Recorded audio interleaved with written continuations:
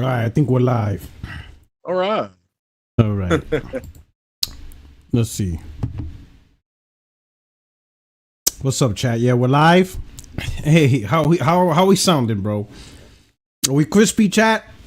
Hey, yo, Craig, give him a couple of bars.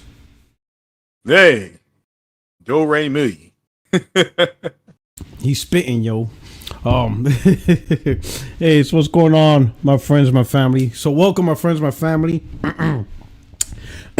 Oh my goodness, my fellow gamers. I am so glad to be here. So glad P Rock fixed that dog shit mic. I'm gonna get a new one. And a new setup. So I'm gonna get a condenser. I have the okay. no. Now I have the what is it? The Yeti. Blue Yeti. Yeah, but I'm an upgrade. You know what I'm saying? Oh, but it wasn't sound problems. It was I couldn't start the stream because it says I needed to update my NVIDIA drivers, and I'm like, oh, okay. That shit don't happen like automatically.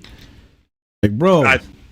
No, that's why NVIDIA is dog shit. You have to go with AMD, so it just updates automatically. Like this is ridiculous. You know what I'm saying?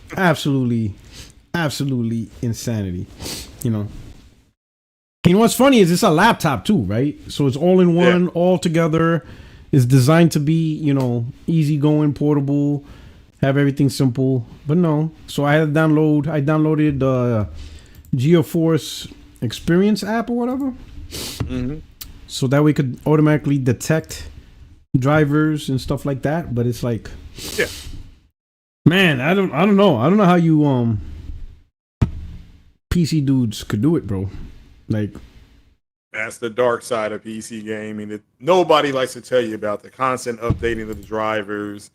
When you put in new hardware, you have to download the hardware. Like I use HellDivers for DCS, so you're constantly downgrading the new software and all that kind of stuff. It's because your Windows, you have to go in and tell it not to download it. Then you have to go back in and tell it to download it. So then it'll constantly pop up. Well, we don't recommend that. It's kind of okay, but I have to get the new software to use what I'm using. So let's see, what is this? Yeah.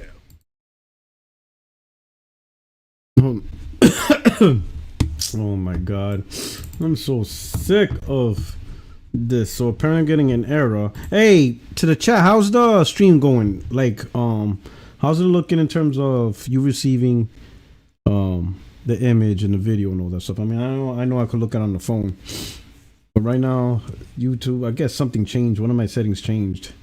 It looks fine, all right. So I'm gonna leave it alone. As long as it's fine for you guys and it's not messing up, then I'm gonna just leave it alone. All right, because it's already saying error, stream current bit rate. Yeah, it is low. Oh yeah, I've gotten that one before. Stream's current bit rate 2652 kilobits per second is lower than the recommended bit rate. We recommend you use stream bit rate at 1600, but I did all that. So why is it back down to 26? It may be one of those you have to restart the computer to set it at the 16. Because I used to get those all the time, and I'd be like, "Why is this saying?" But why would it keep? Why is it changing?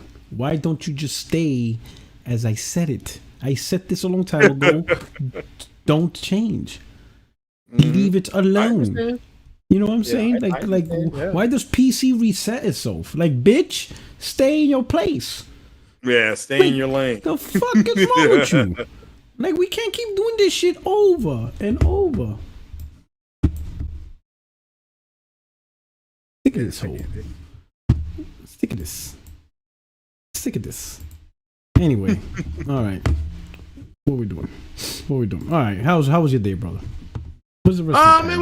It was pretty nice. I have to admit, we finished up in my clinic about 2:45. So that last hour, we were just kind of sitting around shooting the shit. It was actually pretty nice. So, and of course, I enjoyed the eclipse yesterday. So that was pretty fun. So nice little heavenly body action up there. So yeah. Watch the basketball game. So yeah, been keeping it busy. Staying busy. Went and saw some horrible movie called Civil War. Oh, it was so Did you bad. actually watch that? Yeah. Yeah, it was bad, man. It was bad. I walked out of the theater and I looked at her. I said, "What did we just watch?" And she was like, "Why did we watch that?" I didn't. Yeah, that's one of those straight to Netflix movies. Yeah, that's what it felt like. That's what it felt like. It does have a good soundtrack. I want to make that clear. It does have a good soundtrack. So, but man, I'm spoiled by the movie Oppenheimer. That was so good. That's a great movie. Yeah, I was just like, but it's a great movie for people who like history too. My wife didn't like it. Yeah. Well, it's hard to watch, but to understand that everything was just hypothesis and theory, and they had no idea if it was going to work. That was something else. To think that they thought that there's a possible chance they could end the world, that's pretty scary, Yeah, Wish I can now plug a Mass Effect 3. They brought that up in Mass Effect 3. Well, they did.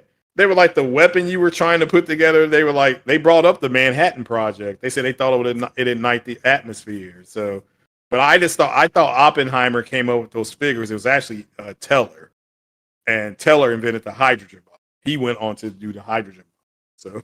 So yeah, which is more powerful than the atomic bomb. So you know what's funny? What I learned? Who's that smart, intelligent guy that you see him around on YouTube? The older black gentleman. He's brilliant. He's like everywhere. I forgot his name. Neil deGrasse Tyson? Is that his name? Is it Neil deGrasse? Is that his name, Chad? Yeah, he's an knows what I'm talking about. Yeah, he's an astrophysicist, whatever. Yeah, it's Neil deGrasse Tyson, yeah. P-Rock got allergies? Yeah, it seems like it, man. California is weird. But here's the thing. So, he was on a talk show, specifically Real Talk with Bill Maher. I saw that. Yeah, so he was on. Yeah, deGrasse Tyson. Yes, so he was on. He was on a talk show with Bill Maher, and they were talking about. And this was around the time when, the Ukraine and Russia was really heating up, right? So it was around that time, right? Last year, or whatever. And that's when everybody was talking about potential nuclear war or whatever.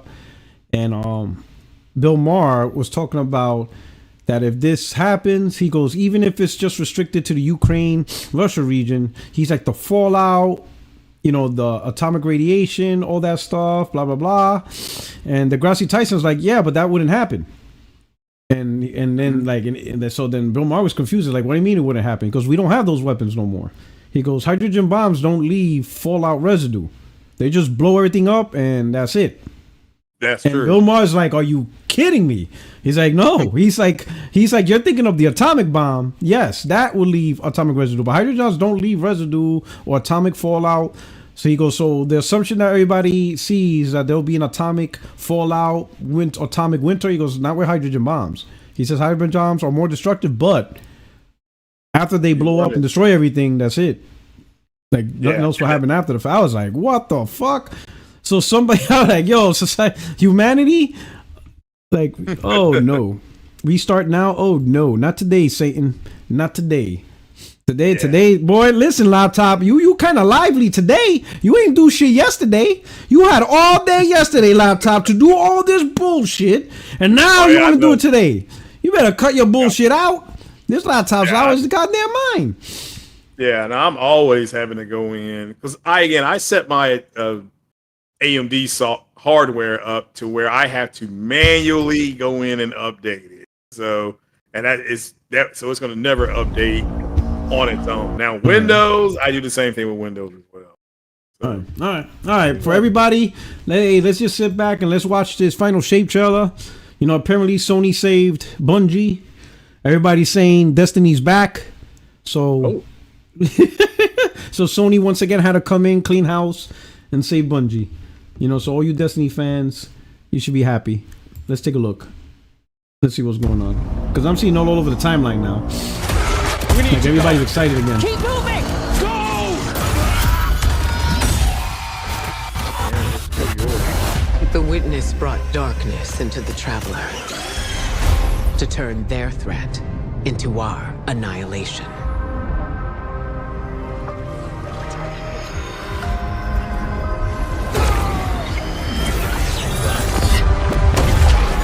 Something's changed in the Guardian. New power.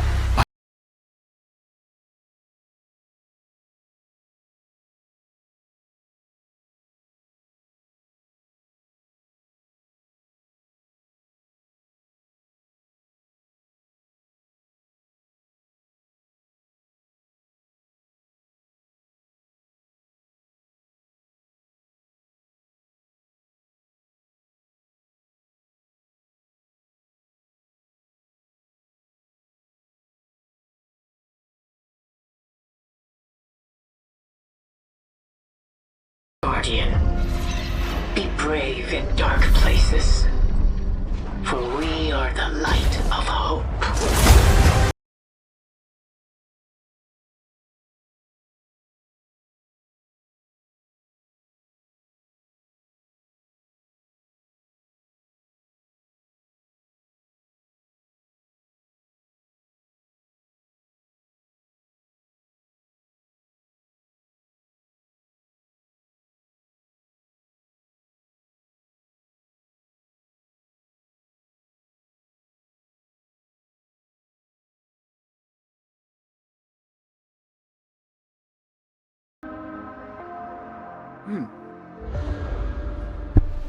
Like Jesus.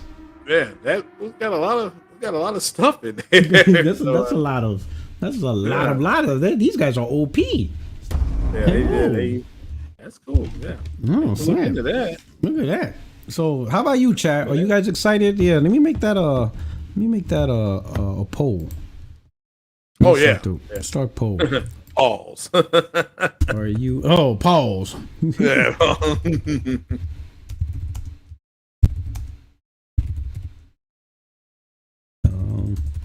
Somebody said, yeah, Sending Gamers right. The Bungie's been cooking. I gotta admit that looked impressive. Now, my Destiny character is like level 5, so I stopped playing it. Oh shit! But yeah, I'll jump back in it again if there's a group of people. I'm so far behind that game. I'm not even gonna bother. Like I will have to go like 5 expansion packs back. Yeah, you're right. I think the last thing I think I did was like the World Eater. Oh my god, that shit was so long ago. Yeah. Well, like I said, I didn't care for that thing. It was on Earth, that big old gray ball or white ball, whatever it is. It's just not. I'm like, what does it do? Like, it ain't paying no bills. It's eating up all the food. You know, somebody needs to cook that thing. I mean, they say they called it the Traveler. I'm like, oh, why don't it go somewhere else then? Because it ain't doing nothing here. Oh my. So anyway. So all right, people. So let's get it on. I see Extreme said he's trying to make it here as fast as possible. Man. So we're gonna kick it off.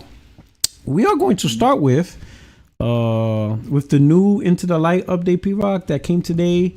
You up to the light you need. What is it? You up to the light you need? I don't know. I'm just not even gonna bother. Like, really, multiplayer games has really lost its edge for me. Like, I haven't even played HellDivers 2 in about 2 weeks. I'm at level 7. That should tell you how far behind I am. I just didn't put in. I just can't. It's not the game itself. It's just It's for me. It's just trying to, because I only play that on Saturdays and Sundays. Yeah. And this past Saturday, I was ready to play, but by the time I think J-Dub got to me, it'd been. You like say you went bowling, and then you say you went bowling. Yeah, we were doing a work thing, kind of a work building thing for work. So I'm like, all right, I put that out. Well, you saw it 1 o'clock, and I'm like, all right, I'm ready to play. And I was just sitting up there playing some Madden or something like that. I forgot what I was playing, but I'm like, all right, I'll wait. I waited and waited. Nobody came back, so I'm like, all right. So yeah, what we need to do is set aside a day. That's right there. I don't got energy for that no more. Like, like I don't know how I did it in my younger age, where I used to do that. I used to have, appointments. Oh, we're gonna hook up, whether it was Madden Live, Destiny 1, Destiny 2, all the multiplayer, Call of Duty, and I was fine with that. Shout out to Sending Gamer. Welcome to the family, my brother. Thank you so much. Yes, welcome. Hit that like Plus, button. But thank you so much for rocking out. Truly appreciate it. Jimmy Harrison up in the chat. What's up, my Oh, the brother? great Jimmy Harrison. How are you doing, Yeah. young man? How you doing, young man? So, and I was fine, but now it's not like that for me. Like when I sit down in a room and I want to play, I want to play. Like, and it's not an appointment. It's whenever I'm just in a mood and I'm like, yep, I want to play right now. Like, yo, so in multiplayer games, it's like, it's true. It's a better experience with your friends and all that. Yeah. Oh man, it is. It's just whatever. That's why single player, like now more than ever, I'm loving single player games. Like I always enjoyed single player games. I always did. But now, like I love them even more now because I don't know. I just have it just gives me the freedom to play when I want to play and enjoy the game.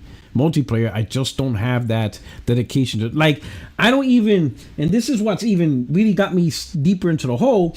I haven't even touched Street Fighter 6 and I was always a big Street Fighter gamer. Yeah. And even that, I bought another controller just for that game.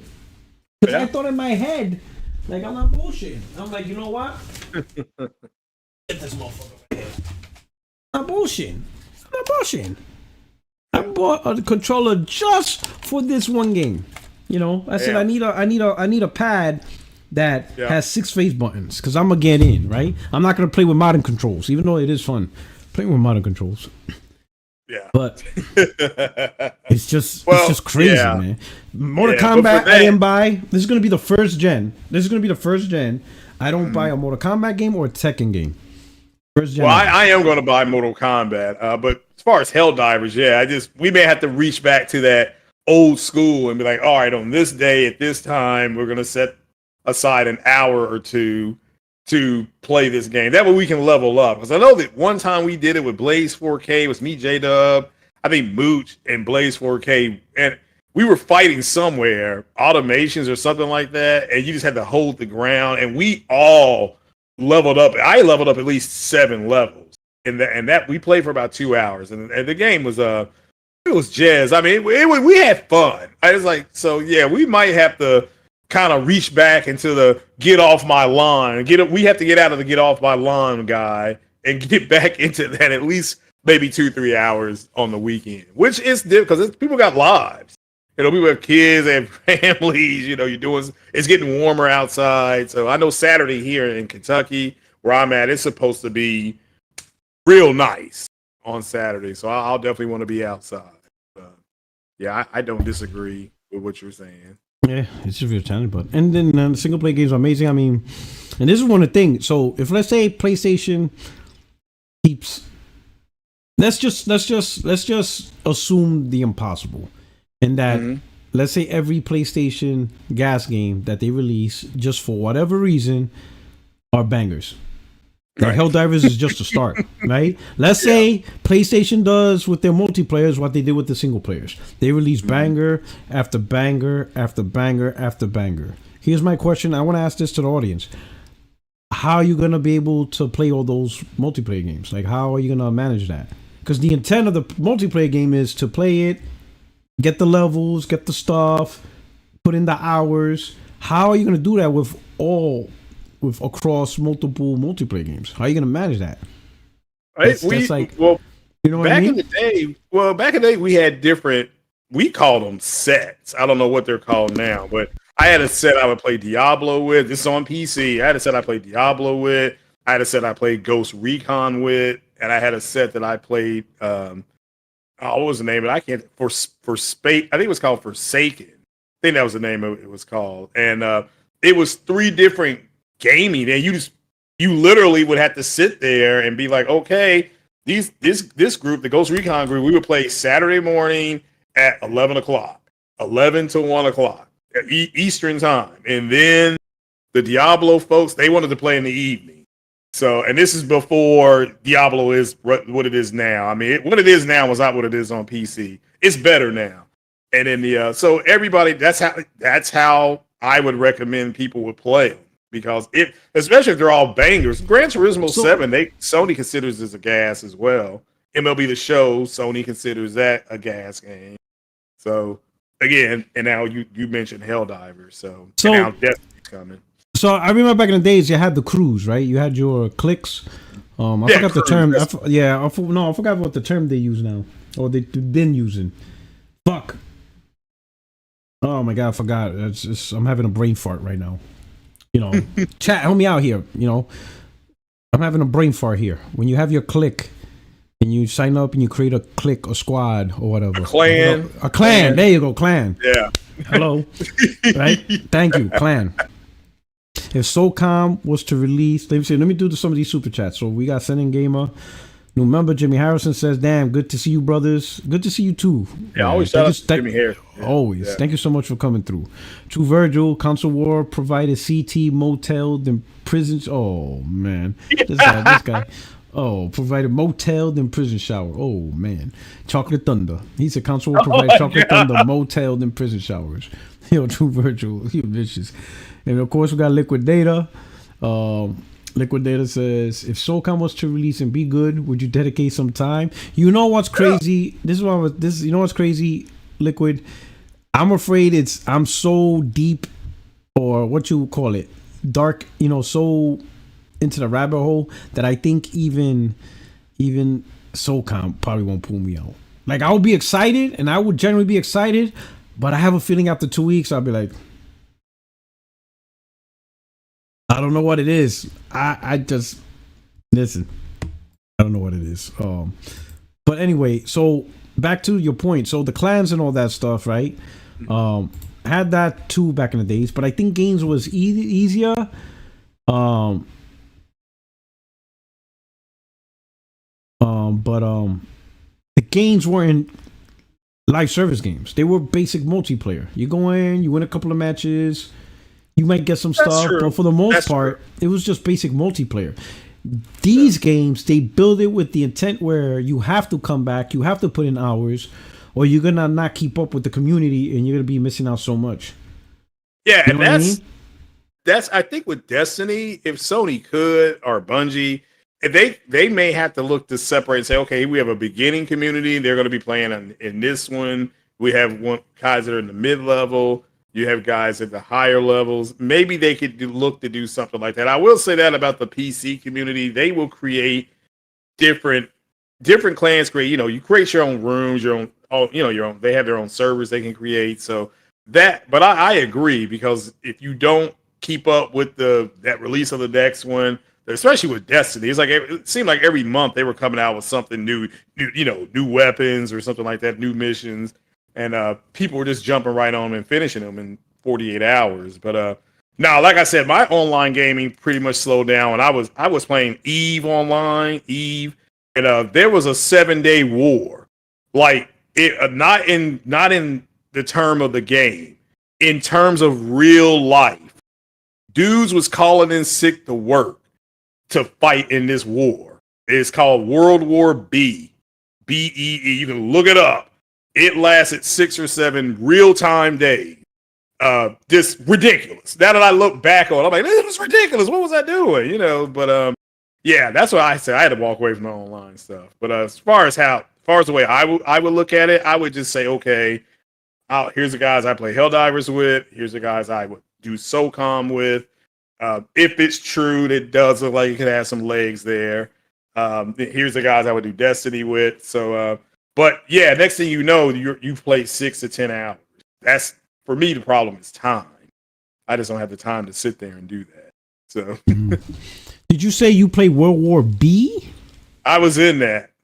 So you used to call in the. So you were actually calling the B-52s, weren't you? I was calling in the B2 those whole time, all this shit talking, and behind the scenes, behind the camera, you were calling in the B-52s. The hypocrisy. It was a real fight between these three groups. It was all three this groups. Making fun of online gamers, and here you are having a whole ass war for 7 days. Yeah, you didn't work. You work, my brother. You work in a hospital. People's lives depend on you, and you out here for 7 whole days deployed in combat. I hope you get your veterans VA disability checks. I'm telling you, yeah, I needed something. They knew me by first name basis at Domino's Pizza. They were like, Craig? I'm like, yeah. Man.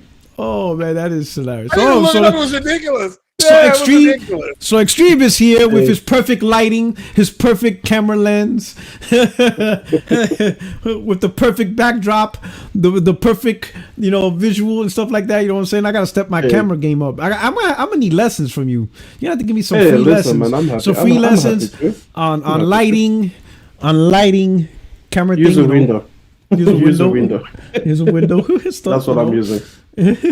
Your natural lighting. Always go for the natural lighting. Always, man.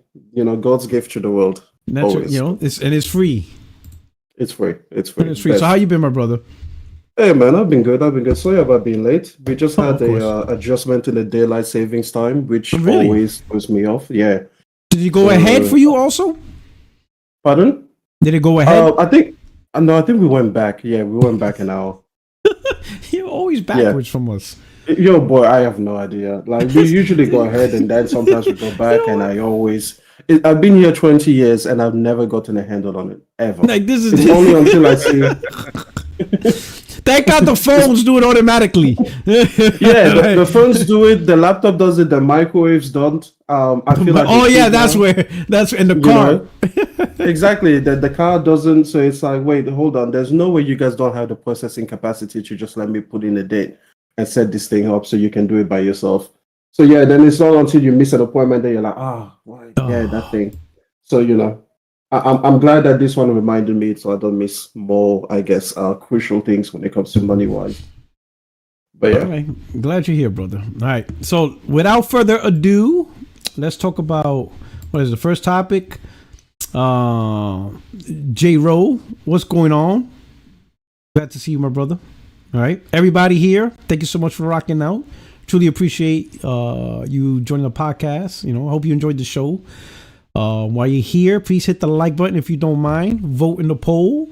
If you're new to the channel, hope you stick around, hitting the subscribe button. Also like. And if everyone could do me a favor and share this out through your favorite social media platforms to get new people, have them jump on the conversation, that'll be truly appreciated. So yeah, Xbox having more Xbox first party, more 30 FPS only games. Interesting. Let's listen to a clip from Digital Foundry real quick. Let's see. I think Sony's actually set a good precedent this gen. They have stuck with in-house technology, and looking at it, it seems as if every single first-party game they've shipped on PS5 runs at 60 frames per second, or has a mode that's 60, and some go above that even. So I have to give them credit to that. That sets a pretty great precedent. Right. We haven't seen that on the Xbox. Yo, what's his name? The guy on the bottom right. The one that's like, he's not even looking at the camera. What's his name? No. Alex Patagio. Yeah, he's. Oh my! Like, look at him. He's like everyone's at least kind of trying to look at the camera. He's not even. Yo, this guy is mad. Like, holy shit!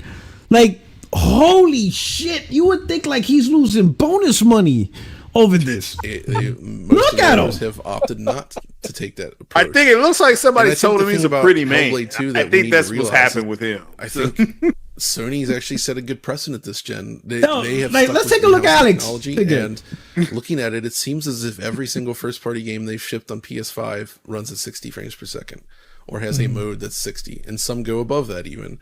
So I have to give them credit to that. That sets a pretty great precedent. We haven't seen that on the Xbox. Why is he like, right now he's like, in his mind he's thinking, will you just shut the fuck up already? God. No, that's the look he has. Like, he's just like, shut the fuck up. He's like, oh, this guy's still talking, bro? Fuck. Like, yo, it just crazy. And like the way they make it sound like they don't sound like enthusiastic, or like they sound like this is a bad thing, right? Like almost like they're disappointed.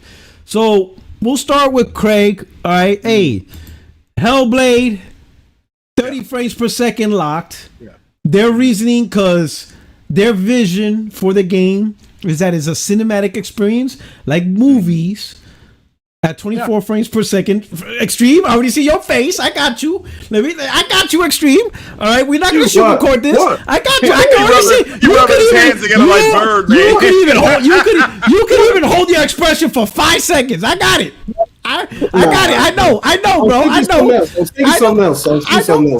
I know. I was thinking that one time that girl said something else to me. You know, that's what I was thinking. You know, Okay. it was a completely different vibe. I don't even know what you're talking about. No, but all right, 30 frames per second, right? Because they wanted that. Ninja Theory wanted to create a game with a cinematic, and we heard this before, right? But they want to create a game with that cinematic experience similar to what movies does at 24 frames, so you get that good cinematics feeling. But Craig, I need you to help me out because I'm going to ask you a question. What platforms is Hellblade 2 when it launches in May is available? Who's going to be able to play it? PC and Xbox. Okay. Xbox Series. Okay. Exactly. Now, between you got the Xbox Series consoles, S and X, and then you got PC. Which platform has more gamers on it in order to play this game?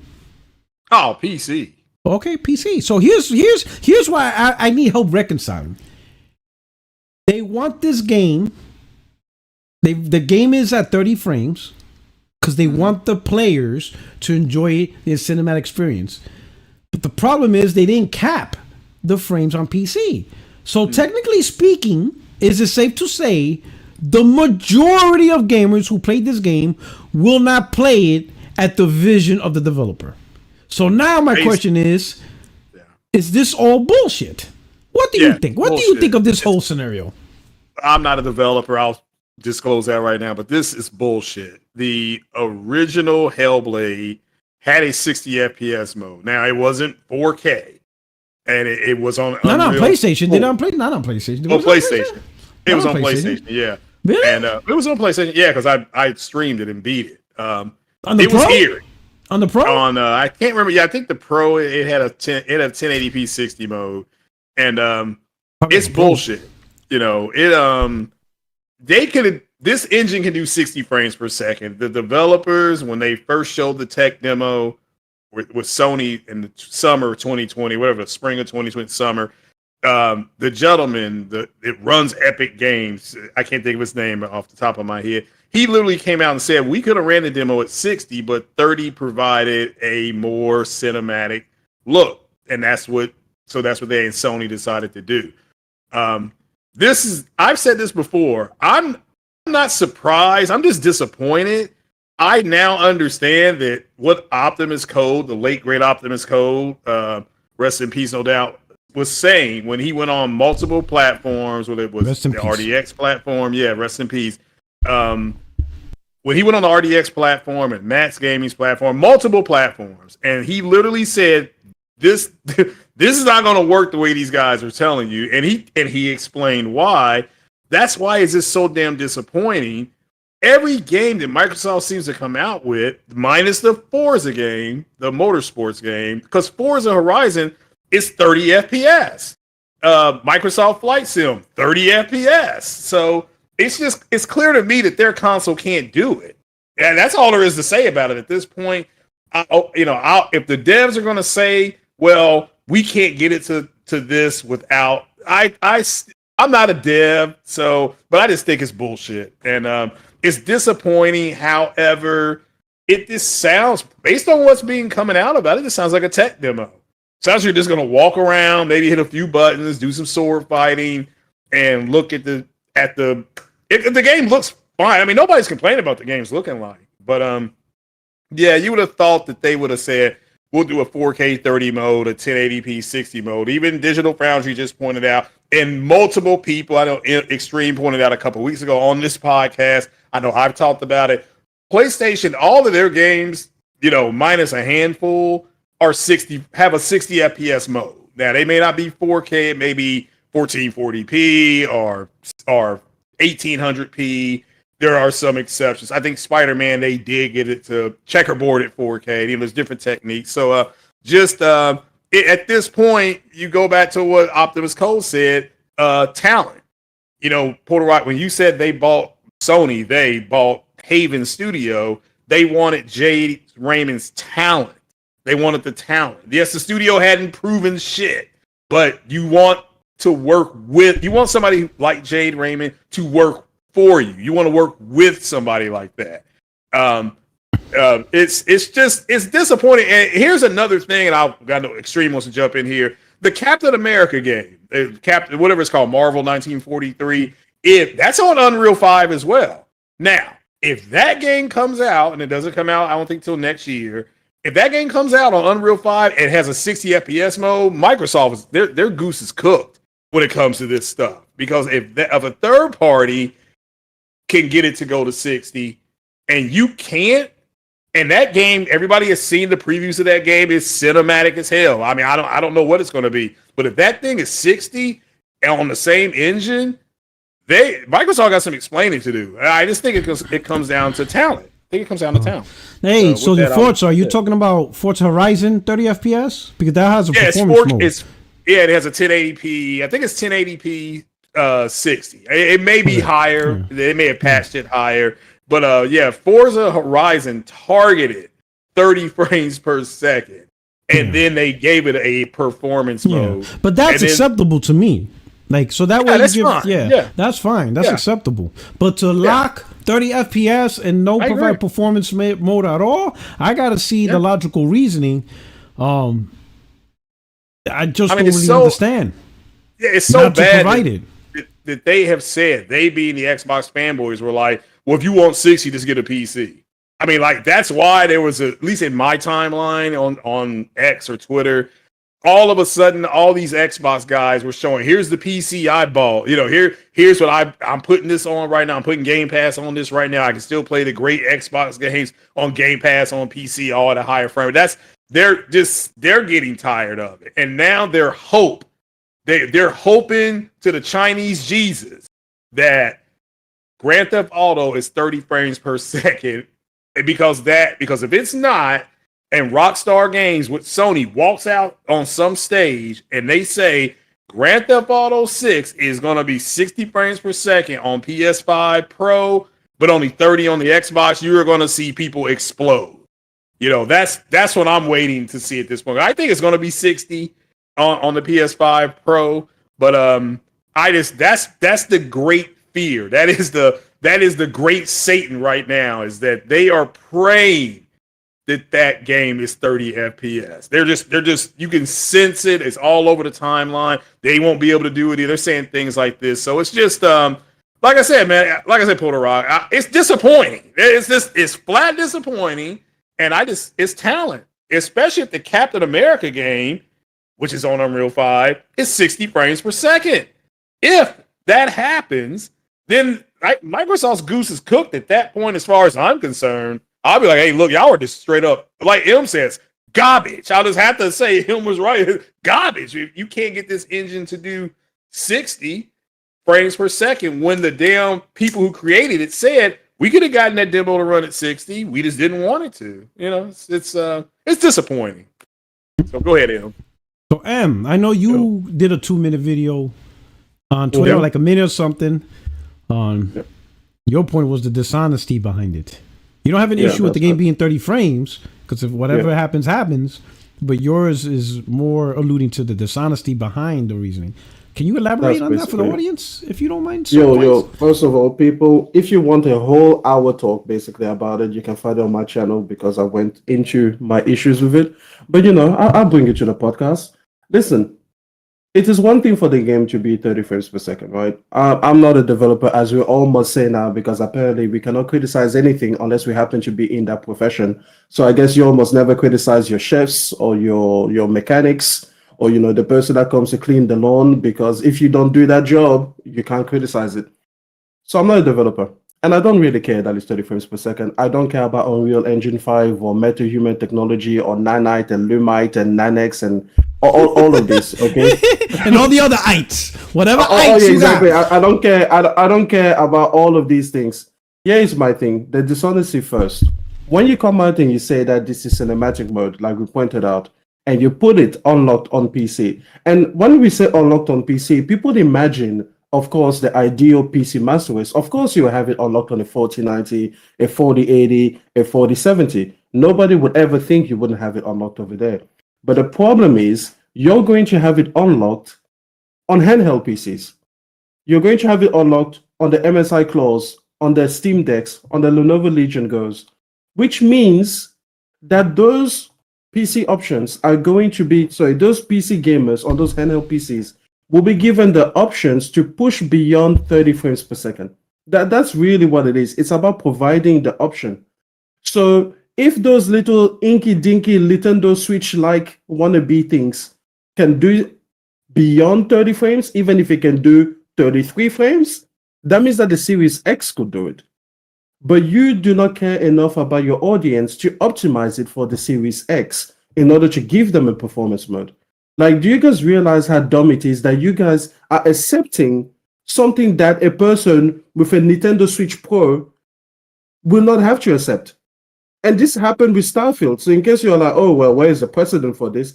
With Starfield, you can go beyond 60 on an inky-dinky little Lenovo Legion Go, and you people on the Series X are accepting this. It is crazy. If they can give those options to PC, why don't they just give those equivalent options to get it down to 60 on the console? Oh, it's a creative decision. That was Starfield, right? But this time it's a cinematic decision, I guess. Artistic merit is what we're talking about now. So that's my issue from the developer side, you know? My issue from the community is that a lot of people are defending this with the most wildest stakes ever. Like, why are you defending it? People defend it because of the engine. Everyone's like, oh, Unreal Engine 5 is so heavy. Where did this come from? This is like the tools all over again. Like, where do we get this sense that Unreal Engine 5 is this unworkable beast that is like, it's so good, but it takes away so much, Emmanuel. Oh man, you just power performance. You don't know what it costs. It's just, it makes it so much harder for them to hit it on these consoles. Like, no, this is just hearsay that people use to justify bad behavior. They just literally say, you know what, these developers couldn't be bothered taking care of us, so you know what, it must have been beyond their control. And yet, let me ask you once more, on those handheld PCs, are they going to develop the PC version on a different engine? No, right? It will still be developed on Unreal Engine 5. So how come it can work on the MSI Claw and it can go beyond 30, but for your Series X, this Unreal Engine 5 is just so heavy? Like, does it gain weight when it goes to console? Is that it? Does it get fatter? Is it, does it get comfortable? It's like, it's it just gains an extra 20 pounds. Like what is it? No, the game is the same regardless of the platform. Like, okay, let me put it, the game engine is the same regardless of the platform that it is on. So if on one platform it can get the options to go beyond 30, why do you think this engine is going to hold you back? Like, the arguments that gamers make, I mean, I understand why gamers say that they are not developers, because you make dumbass arguments. Like, it's dumb. It is completely dumb. Again, unless you guys can tell me that they are going to develop the MSI version on Forza Tech, so the PC version on Forza Tech, but then the console version was developed on Unreal Engine 5, then you're like, okay, well, I understand it. It also would make sense why it took them like 7 years to bring this thing out, but hey, whatever. So the point is this. Unreal Engine 5 might be whatever behemoth that it is, but that's not the point. The second thing that people say is that, oh, it looks so good. And I'm sorry, man. Hey, listen, Xbox, I know that you guys are not used to, I guess, good graphics, right? But this game doesn't look that good. Like, it doesn't look that good. It doesn't look good enough for you guys to think that it should somehow have a 30 frames per second lock. Even on the Series S, like, I'm sorry, it doesn't look that good. And this game barely ever has to render anything. If you guys want to know what I'm talking about, go watch my video. But the point is, you go scene by scene, and 90% of these scenes are covered in smoke and smog and all the debris and far away textures. This thing barely ever has to render anything bigger than your garage. There's literally just Senua. There's maybe one or two other characters, one of which will be off screen. And then there are sticks and rocks and huts and more rocks and more sticks, sometimes a tree, and then back to sticks. That's what it is. It is not rendering this amazing sprawling open world. The funny thing is that Starfield was rendering more and had far bigger vistas that you could even justify to a higher degree than this game. You guys have me saying Starfield is a good game in one regard. My goodness, that's crazy. It's crazy. It is crazy. This game barely ever has to render anything. It doesn't look anywhere near as good as The Last of Us Part 2. Like, listen, sit down. Yeah. Again, just relax. It's fine. It's a good looking game. It's even a great looking game, but it's not good enough for the 30 frames per second lock, which is one thing that people, they can't stand it. You say, oh, it didn't look that good. No. Listen to the full sentence. It's not that it doesn't look good. It's that it doesn't look good enough. And listen, when you compare them to PlayStation Studios, I would put this on Uncharted 4 territory. Okay? Yes, it has better facial animation than Uncharted 4, but you know what Uncharted 4 did? It rendered an actual world. Not a fucking backyard. That's what this game is rendering. So, listen. That's my point. Okay? We could go from further into this, but at the end of the day, the point is this. This 30 frames per second lock is an utter disrespect. Actually, no, let me finish one last thing. One last thing I have a problem with is Phil Spencer. Do you know why? Because this game was pre-announced for this generation of console. Like, do you guys understand how disrespectful that is? It was literally pre-announced. And you know what I was listening to? I heard, okay, I have no confirmation of this, but I've heard from Lono from Reforged Gaming. He said they went into full production in 2021. Yeah. A year after the console had come out, like 3 years after they had been bought by Microsoft. So these are the developers that help build and spec out the console itself. They saw all of the marketing that this console did. The monsters for breakfast, right? The 60 FPS standard, 120 FPS, ultimate goal, whatever it is. They saw all of these things and they start a product into full production, knowing the hardware platform they're going to ship on, knowing the promises that were made by the parent company. Remember, Potterwork, the very first podcast I ever came on, you and I go in a disagreement because you basically say, hey, listen, if I'm your boss and you tell me that this is what you're doing, fuck out of here with any of your other ideas. That's what you're doing. That was how we started this. Like I'm paying you. You think you're gonna do what you want? That's not how it works. I remember. Exactly. That is our origin story. Okay, but the point is, you're telling me that these guys are Ninja Theory. They knew all of this, and Phil Spencer was like, "Nah, bruh, y'all can just do it locked at 30." What the fuck? Again, if this game has started outside of Microsoft and then they had bought it midway through its development cycle, like they did for Starfield, no problem. But this is a Microsoft in-house thing. Like, they had already moved in the furniture. They had the couch was already worn in. They already had the seats in the house. And they made the 30 frame per second lock? Do you understand? Boy, I'll never talk about it that much. It gets me heat. I'm not even an Xbox customer, but I'm just like, the level of disrespect. All right. Yeah. All right. So Jenna Hayes, she did super chat. She says RoboCop is Unreal Engine 5 and runs at 60 FPS. So Craig looks like MS needs to explain now. So the reason why he brings that up is because we got Aaron in the damage control speaking on behalf. I guess it's part of the playbook. So everyone's blaming UE5. Oh, it's UE5, just like you said, nanites and whatever. Yeah. But so I'm looking at this article. It says RoboCop Rogue City beautifully deploys Unreal Engine 5's high-end tech on consoles. And when I scroll down reading the article, this game has performance mode. Didn't the Matrix demo was that 60 or 30? I cannot remember. I can't remember. I think it was 30. I think it was 30. Right? So it says right here, the fidelity of the exceptional looking game does depend on the platform you experience it on, and I think it makes sense to start with Series X before moving on to PS5 and the Series S. The Series X packs a 60 FPS performance mode and 30 FPS quality mode, with both modes appearing similar in terms of visual setting. I did notice the GI quality was slightly improved in the quality mode, with a noticeably less noisy appearance, probably a side effect of shooting more rays into the scene. Overall, lighting detail appeared very similar, but there was a bit less breakup in some indirectly lit areas. It's worth noting that despite the different frame rate targets, software Lumen is being used in both modes, so there's no hardware ray tracing here.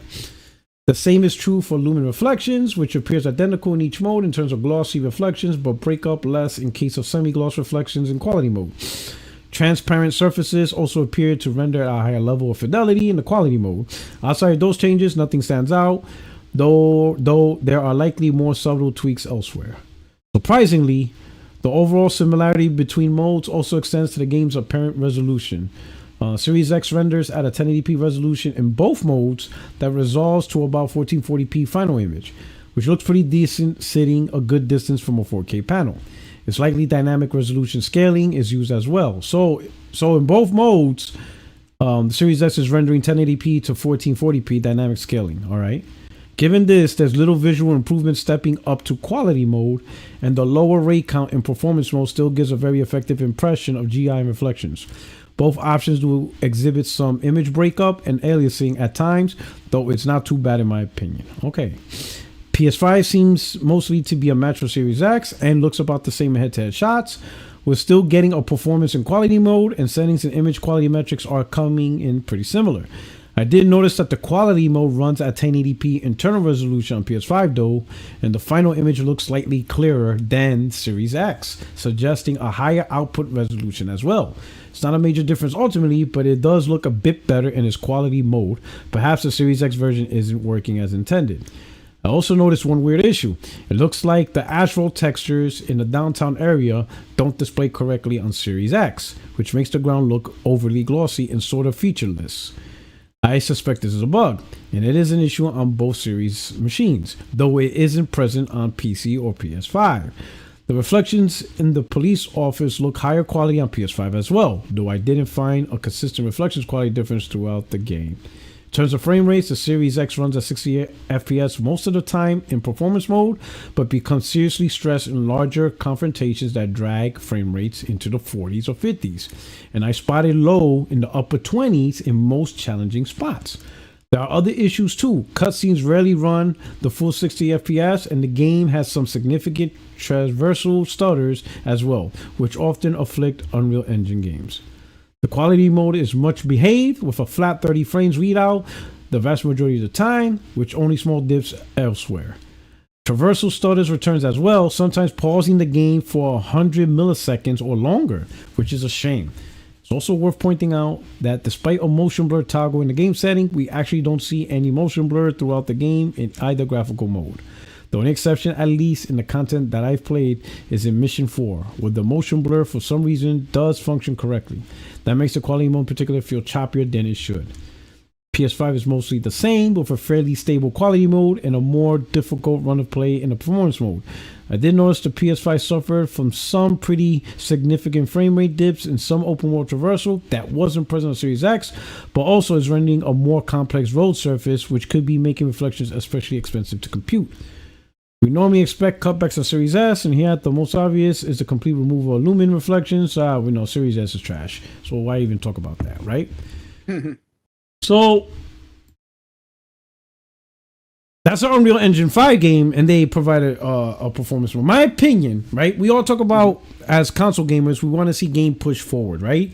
To me, pushing forward for this gen, that is something that you can actually see, that you can actually get. Yes, I got something this gen that I didn't get as standard last gen. To me, is the performance options. Performance mode across all our games is, I think, probably one of the most distinct benefits of console gaming this gen that we didn't get last gen, right? Last gen, of course, they talked about, cinematic, whatever. But a lot of those games were exclusive to the platforms. And plus, we all knew PS4 and Xbox One launched pretty weak, so they weren't very powerful systems to begin with. But this gen, to me, the push forward is the options and frames, right? because some people, they don't mind playing at 1080p or 1440p because the 60 frames, especially depending on the type of game, action games and stuff, is just a smoother experience, and that is just more pleasurable for some people than native 4K at 30 frames. Some people can see full native 4K, but at 30 frames for some people it's just not enjoyable, right? Especially, you know, games that involve fighting, you know, adventure games and stuff like that. They rather have the 60 frames that's available, and to me that is pushing games forward. I agree with, you know, Digital Foundry when they said Sony coming out ensuring that all their first party games is 60 frames, whether it's natively or they provide a performance mode. And in my opinion, them having those extra, you know, performance options, to me that should be the standard. It shouldn't just be Sony's first party doing that. All third-party developers should be doing the same thing Sony is doing. Provide these modes, add these special performance modes. These consoles have, you know, capabilities to connect to HDMI 2.1 displays, VRR, high frame rate. You have all this technology, and they're not using it more often than not. That doesn't make sense. So how are we pushing console gaming forward when you don't actually use the technology that's resonant in them to push gaming forward, right? So to excuse Xbox to say, nah, it's okay, 30 frames FPS is okay, we're going backwards. Like, no, Microsoft should not just only not be talking about 30 frames. They should be talking about how can we copy PlayStation and provide our own advanced options for performance. Because it doesn't make sense that we had gamers, or a lot of us were in consensus that games are getting more expensive, but yet we're allowing developers just to not include the things. Then what's the extra $10 for then? Like, you're supposed, I don't feel sorry for developers. That's their job. Like you don't like it, pick a different career. But it's their job. They increase the price.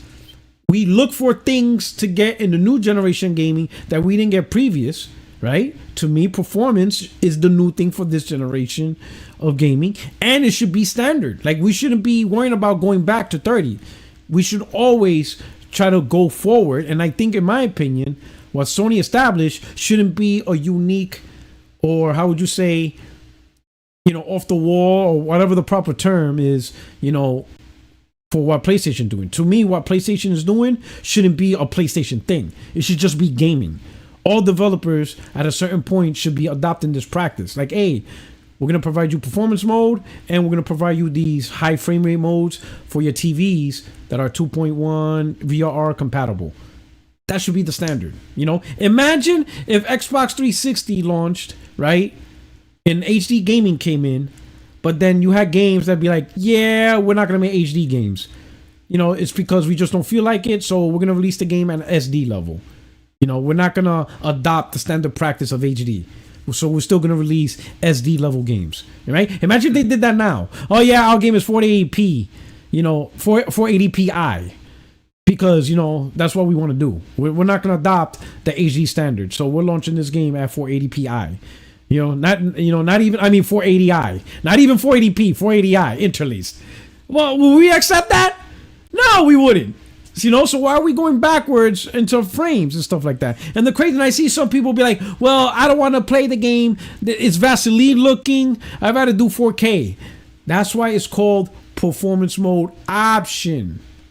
Yeah. You know, no one's taking away 4K 30. No one's saying, hey, you can't play at 4K 30. You're stuck at 1080p performance mode. No. If you don't want to play in the performance mode because you're more graphically inclined than frame rate, then stick with your 4K 30 FPS mode. No problem. You got your mode, you're good. But for those who prefer a faster frame rate, prefer 60 FPS, and that's a more enjoyable experience to them, then let them have it. And then the cop out of, we'll just get a PC. Like, no. That's not how it works. Because you can't just, you know, if you want console gaming to go forward, then you got to push for the console to go forward.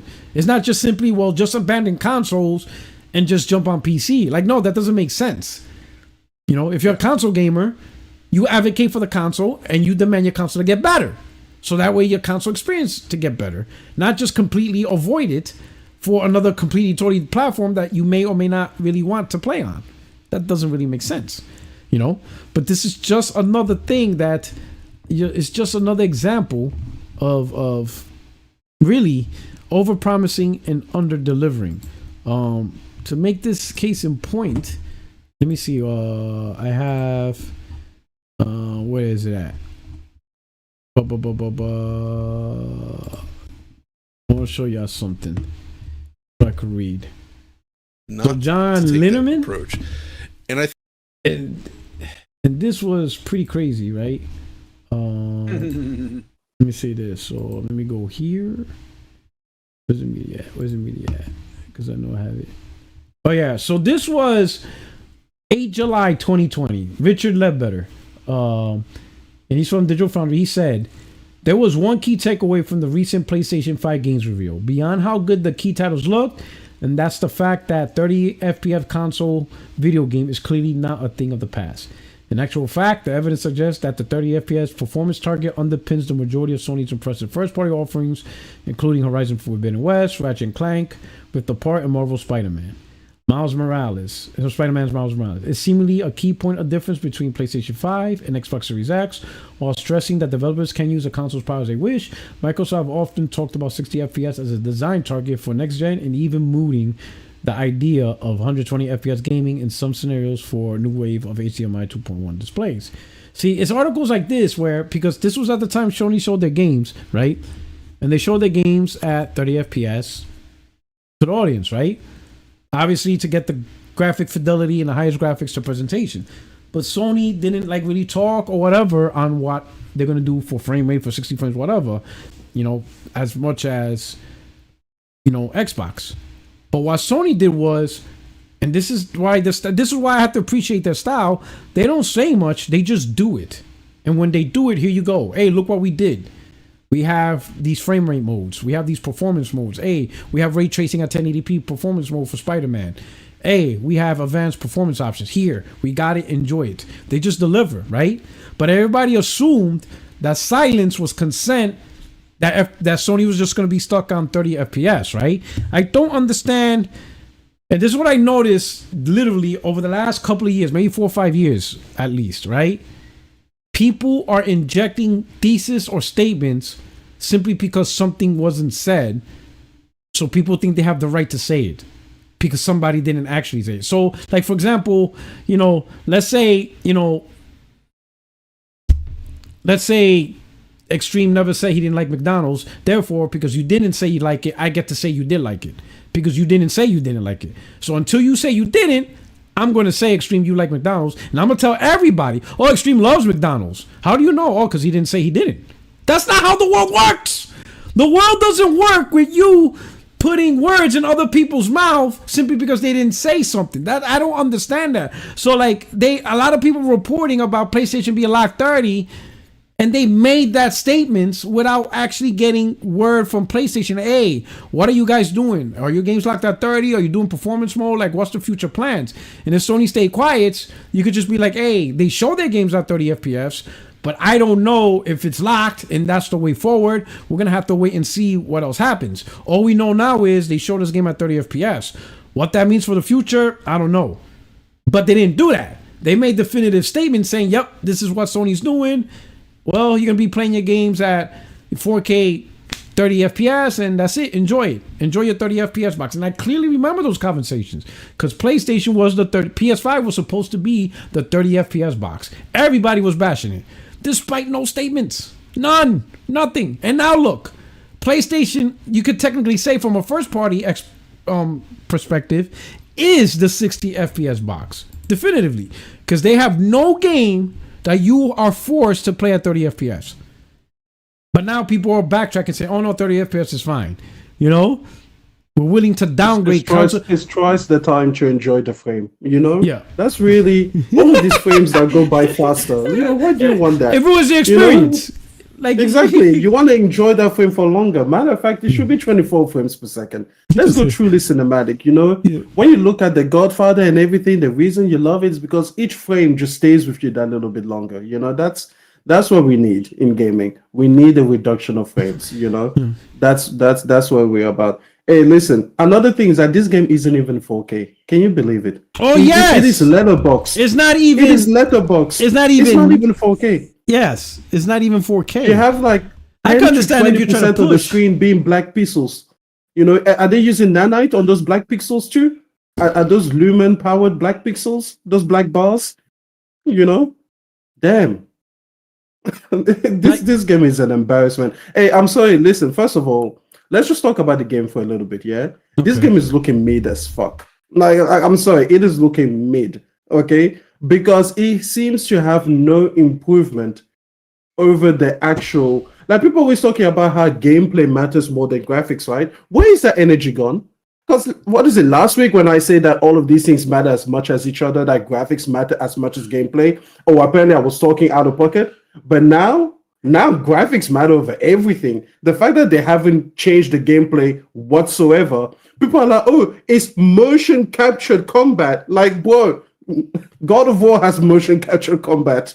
You literally have videos out there of the person doing the mocap for Kratos' like swinging axes and moves and everything. So what are you saying? Like, okay, but it just looks better, right? It's just better animation, but doesn't change the gameplay, does it? Now, honestly, graphics is on top of the world. Like, didn't Xbox just say that? Like they went out and they say how a game plays is better than how a game looks, and yet they're putting out a game that is literally just marketing itself for its looks compared to the sequel. So compared to the prequel, it's crazy. It is crazy. But yeah, listen. Hellblade looking kind of mid. Let me be honest. If it had just been announced a year ago, it would have been good. But being pre-announced, announced in 2019, and you have to wait 5 years for this, bruh. I don't know how you Xbox guys do it. I don't. I do not. Well, I think that they much rather just make excuses up than have the brand go away. I mean, that's what I am actually hearing, is that they're just going to settle for less because, Game Pass is what they want, and they don't want to have to pay for anything, even though they pay month to month for Game Pass. It is they don't want to pay $70 for games. They don't. It is what it is. Like Jay Barry said a few weeks ago, they've cultivated a group of people who just don't want to buy anything, and they much rather deal with the devil they know than not deal with the devil they don't know. And what they don't want to wake up to is, CNBC or Fox Business saying Microsoft has sold the Xbox, the division to, whoever, and go. And it's just, that's where all this is coming from. So, I mean, you're right in the sense that why are they accepting 30 frames per second when they were marketing world's most powerful console and 60 is the standard? Because they don't want the brand to go away. That's it. It's like, well, I'd rather play at 30 than have them sell the brand. And it sucks. I mean, I agree with you 100% that you would think they would rise up, so to speak, but that's just not who they are. And they're willing to settle for less because to them it's going to lead them to having more. Even though we all know they're just beta testers on on Game Pass. How do we know that? Because they've put 4 games on the PlayStation and they look and run better. So you beta tested those games for Sony. Now, listen, you're 100% right, Craig. Because let me tell you, if this thing came over to the PS5, and I don't mean the PS5 Pro, I mean the base PS5, it probably will come with a performance mode. Let's face it. Like, I agree. Microsoft is not above giving us a better running game than you. Like, they just did it with Pentiment, right? Yep. What was it? A year-long bug that they realized that they had as soon as they put it on the PS5, and then they were like, oh, I guess we could do it on the Xbox too. So listen, when this game comes over, which it will, don't be surprised if the base PS5 has performance modes, because I don't know. I just feel like PlayStation gamers, we are more likely to hold people up to a certain standard. And if we could, definitely on the PS5 Pro. So first, I want to show, and that's even if it has lower resolution. Yeah. They will have a 60 FPS mode. Yeah, which let's face it. What is it running at? Like what, 1760p or something already? Like, what the fuck is it? 1762. I want to say shout out to Mash. He says a new member. Thank you so much, Mash. Thank you so much for joining. I hope you stick around. I'm glad you're part of 60 Frames Don't Like Family. And of course, we got Ghost in the Garage Gaming with the $100 super chat. He balling out here. That's he's getting you that 4090. Yeah. He's gonna meet the pro. My man's hooking it up. PS5 Pro. He wants to make sure, But he says, "What's you're up?" Gonna be ready. You're gonna be ready. He's like, God damn it! I gotta make sure you on that pro because he knows that last gen I didn't get the PS4 Pro. He's like, not this gen. Oh, that's true. That is true. Yeah, the community was not happy with me. Every time I told them I'm gonna get the pro, they're like, boo. Nah, the pro was lame. Well, most people didn't get the pro. They were like, boo. So he says, what's up, P-Rock, M, Craig, and the chat? What's good with you, my brother? I hope everything else. Thank you so much for the support in the channel and stuff like that. Thank you. And then, of course, we got Mash. He gifted 10 memberships out to the chat. So 10 of you got some gift memberships, man. Thank you so much, Mash, for hooking up everybody. So, you know what that means, right? That means we got to spam some emojis. We got to spam some smileys up in here. All right, so get out there. Let me get the train going. I like this one because this one makes me look sexy. I look sexy in this one. This one's my favorite. Shout out to the one who created that. That's my favorite one right there. But thank you so much. Now, I want to show this image real quick. So just to show that we're not bullshitting. Somebody, of course, I love receipts. My God, I love receipts so much. Oh my God, receipts are so beautiful. But Clobrio, huge Xbox influencer, huge one. He's like the European version of Tim Dog. Yeah, on November, yeah, pretty much, right? That's one thing Xbox got covered worldwide is major fanboy influencers. Boy, are they so good at that. They're so good at producing that. So Clobio was replying to somebody. I guess this was Reset Era. He says, me neither. 30 FPS does not result in a good gaming experience the moment you get used to 60 or higher. Happy to see the 60 FPS or even 120 FPS focus on the next gen system right now. And Clobrio, I won't play 30 FPS games in 2020 plus, period. Now look, and this is ultimately, when you don't hold the standard because now you're more concerned about the brand, protecting the brand, making them look good, then here's my question. What are you actually protecting? Because if you were to protect the brand, it's because of what they're delivering and what they're bringing to the table. So if you started out this gen saying, oh yeah, Xbox, the world's most powerful console, 30 frame per second gaming is gone. We got 60 frame per second, 120 frame per second, and all this good stuff, right? And now Microsoft is like, nah, we're going to force you at 30. What are you protecting? You should be pissed off that they're forcing you to do something that you advocated. You were so happy you don't have to worry about no more. And they're like, nah, screw that. We're going to give this to you even though we gave you the impression you didn't have to deal with this. So, like, what are they protecting at this point? Like, right now, before we move on to the next topic, what exactly is the hardcore Xbox protecting? Because the truth right now, the Xbox right now is not the Xbox that was promised in 2020. It's not. Yeah, Everything's changed. Again, they're under the impression that, and I'll say this again, they're protecting the fact that they don't want the brand to go away. So now you're right. I mean, we heard 12 T-flops, 52 CUs. I mean, the moon disappeared. The sun disappeared yesterday because it couldn't find no 12 T-flops either. So at the end of the day, at the end of the day, it was on the backside of the moon. We were checking. Yeah, checking there. I guess it's like, well, it's got to be somewhere, right? But they much rather deal with less than nothing. That's what this is coming down to. They rather have 6 slices of pizza and everybody else gets 12. And it's like, well, as long as I get 6, I'm okay with it. The girl can go out. I can be at the bar and the girl go home with every man. But as long as she lets me buy her drinks at the bar, I'll be okay. That's kind of what you're dealing with at this point. Because you don't hear them talking about power anymore, except when it comes to Grand Theft Auto 6 and it's going to be 30 FPS. Because they truly do believe that 30 FPS is the standard. Because that's what Microsoft is telling them. And like M was saying a couple weeks ago, This is a Microsoft issue. They're trying to make it a Sony and Nintendo issue when Sony and Nintendo, as far as I know with Nintendo, the games are 60. If you have the ROG Ally or the Steam, whatever it's called, their games are 60. The problem is Microsoft.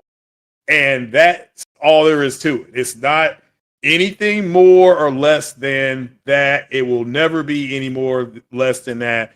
And I've had every Xbox since they've come out. I play games on that console. However, this generation, I don't think it went the way they thought it was going to go. They mean Microsoft, and they can't. It just is what it is. So, Craig, they didn't even try to make it go the way they thought it was going to go. I don't disagree with that. You can, yeah. How did Phil Spencer let this game come out at 30 frames per second? Oh no, locked. When the previous one had a 30 and a 60 on it. No, you know what? They even updated it. They updated it in 2021 to have a Series X and S exclusive patch, so it wasn't on the PS5. But it went up to 120 frames per second on the console. That's Hellblade 1. They updated it 3 years later just to be able to. You remember when they were, popping off about like FPS boost and everything? They did the update boost mode. So you go from, imagine if you are a new Xbox customer, you go from having the first game at 120 frames per second available to you, and then the next version you go all the way down to 30. Like, what the hell is going on? Yeah, well, somebody in the chat said that, okay, fair enough. Zelda was 30 on the Switch. The Switch isn't as powerful as the Xbox. Not even close. Nintendo never came out and was like, it's not even as powerful as Xbox One. It's not Xbox One. So I understand Zelda, but they never open world. They never touted power. In fact, that's the opposite. Sony, Nintendo really doesn't try to go for the power edge at all. They don't. My point. Yeah, and they didn't market the Switch as it eats monsters for breakfast and all this kind of stuff, and the multi-plats are going to look and run better. We can go on and on and on. It's a dead horse. It is a dead horse.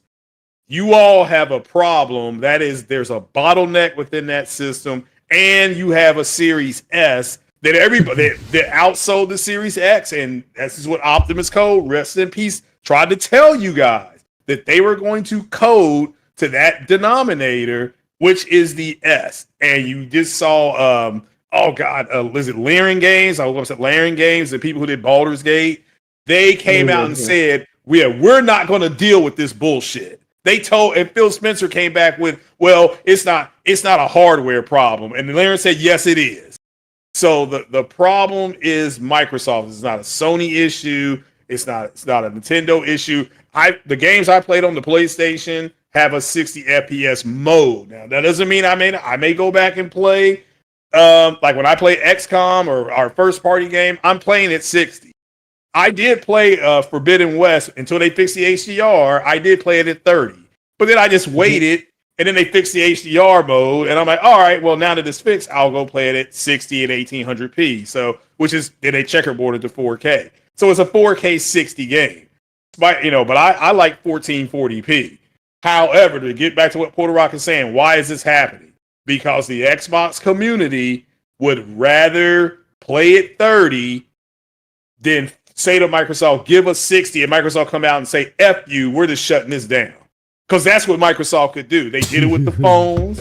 They did. They did it with Windows Phone. They did it. They basically told everybody, hey, we want the same thing that Android and Apple's doing. Microsoft said, F you, we're done with it. And Microsoft will do that when you have a group of people in the Xbox suite that don't make them no damn money. They're just, salt in the dollar. People, they brag about it being $1 trillion company, not understanding it made $1 trillion because they like to make money. That's what a trillionaire does. They like to make money. You're losing money. You are the WNBA of console gaming. Man, don't get me canceled, bro. Well, I'm just saying. Don't be making fun of WNBA. You're losing money, and you think you're gonna get? This is kind of what kind of goes with what is saying. If you're losing money, and we're all businessmen here, you're not gonna get the best out of this. And that's what they're saying. We'd rather deal with 30. You all are paying $70 per game. Yeah, but we're getting better experiences. So we're going to pay $70 for games. You know, if I want to eat a good steak, I'm going to Jeff Ruby's or Ruth Chris. There's something wrong with you going to Chili's or Applebee's to get you a little ranch steak. That's what Microsoft is doing to you all. So, yes, I would think you all would have stood up by now and said, we want 60. But you all, for whatever reason, you know, got told you were a pretty man and you got handed Vaseline and you bent over and you're taking it. I can't do it. That's why I got rid of my system. I couldn't do it anymore. Yeah. So, you go with the Xbox. Yeah, M right there is like, you know, out there in Australia, we got the real Outback. We got true Angus beef. You Americans got the fake shit. Stop it. Don't ever use. He's like, don't ever use the word Angus. You don't know what that really is. We're just gonna All right, hey, moving on to the next topic. HellDivers 2. Apparently, HellDivers 2 is selling at a faster rate than Spider-Man 2. Is it true? So the massive success, like, oh man, like, yo, like, good game overall. But here's my question, and I'm gonna add a little dark twist to this. All right, does Sony understand that fundamentally the game is successful because it is a good, well-designed game, or do you think there's potential where they could just look at it as, oh, these guys just love live service games just because it's a live service?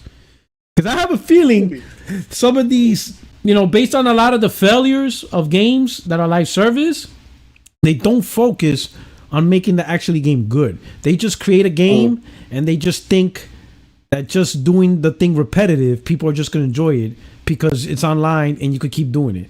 You understand what I'm saying? Like, they don't try to actually make a good game that you really want to sit down and play to. You know, a perfect example is like Marvel's Avengers, right? Marvel Avengers, to me, in my opinion, and I'm not a developer, all right? So we'll add that caveat, right? That disclaimer.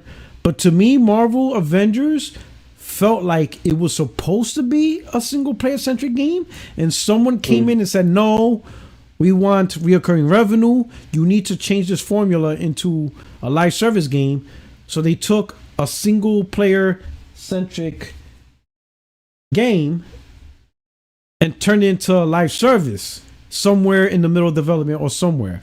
Because if you play some of the missions, it's structured like a single player game. And that's why it's not a good live service game. Because you don't want to do these missions over and over and over. They're actually boring. You know, the best way I could put it, like, go play Spider-Man and play level 1 15 times in a row. It's not fun at all. Like, after the 15th time, you're like, what am I doing? That's how Avengers was. So my only question to you guys is, does Sony understand you got to make a good, concentrated game to itself and not just a live service game that's just repeatable? What do you guys think? And I know it's just a me thing, but that's my biggest concern, that Sony doesn't understand the difference between, hey, let's make live service games, or let's make a good game that is live service. Yeah. If I go ahead. No, you can go first, quick. No, go ahead. Okay, yeah, I'll go and then I'll hop off here. I think it's a legitimate question that has to be observed. I think a lot gets answered if we get is it Concord this year? Concord's the next one. Yeah, okay, so Concord. so I think they have to find the balance. Somebody mentioned Foam Stars in the chat. Okay, that's fair. That's the granted it's not a Sony first party game, but I think that's Square Enix. So I do think Foam Stars is coming to Xbox as well. That's what I think is going to happen. But I think it was always slated to. Yeah, I agree. So I think it is going to happen.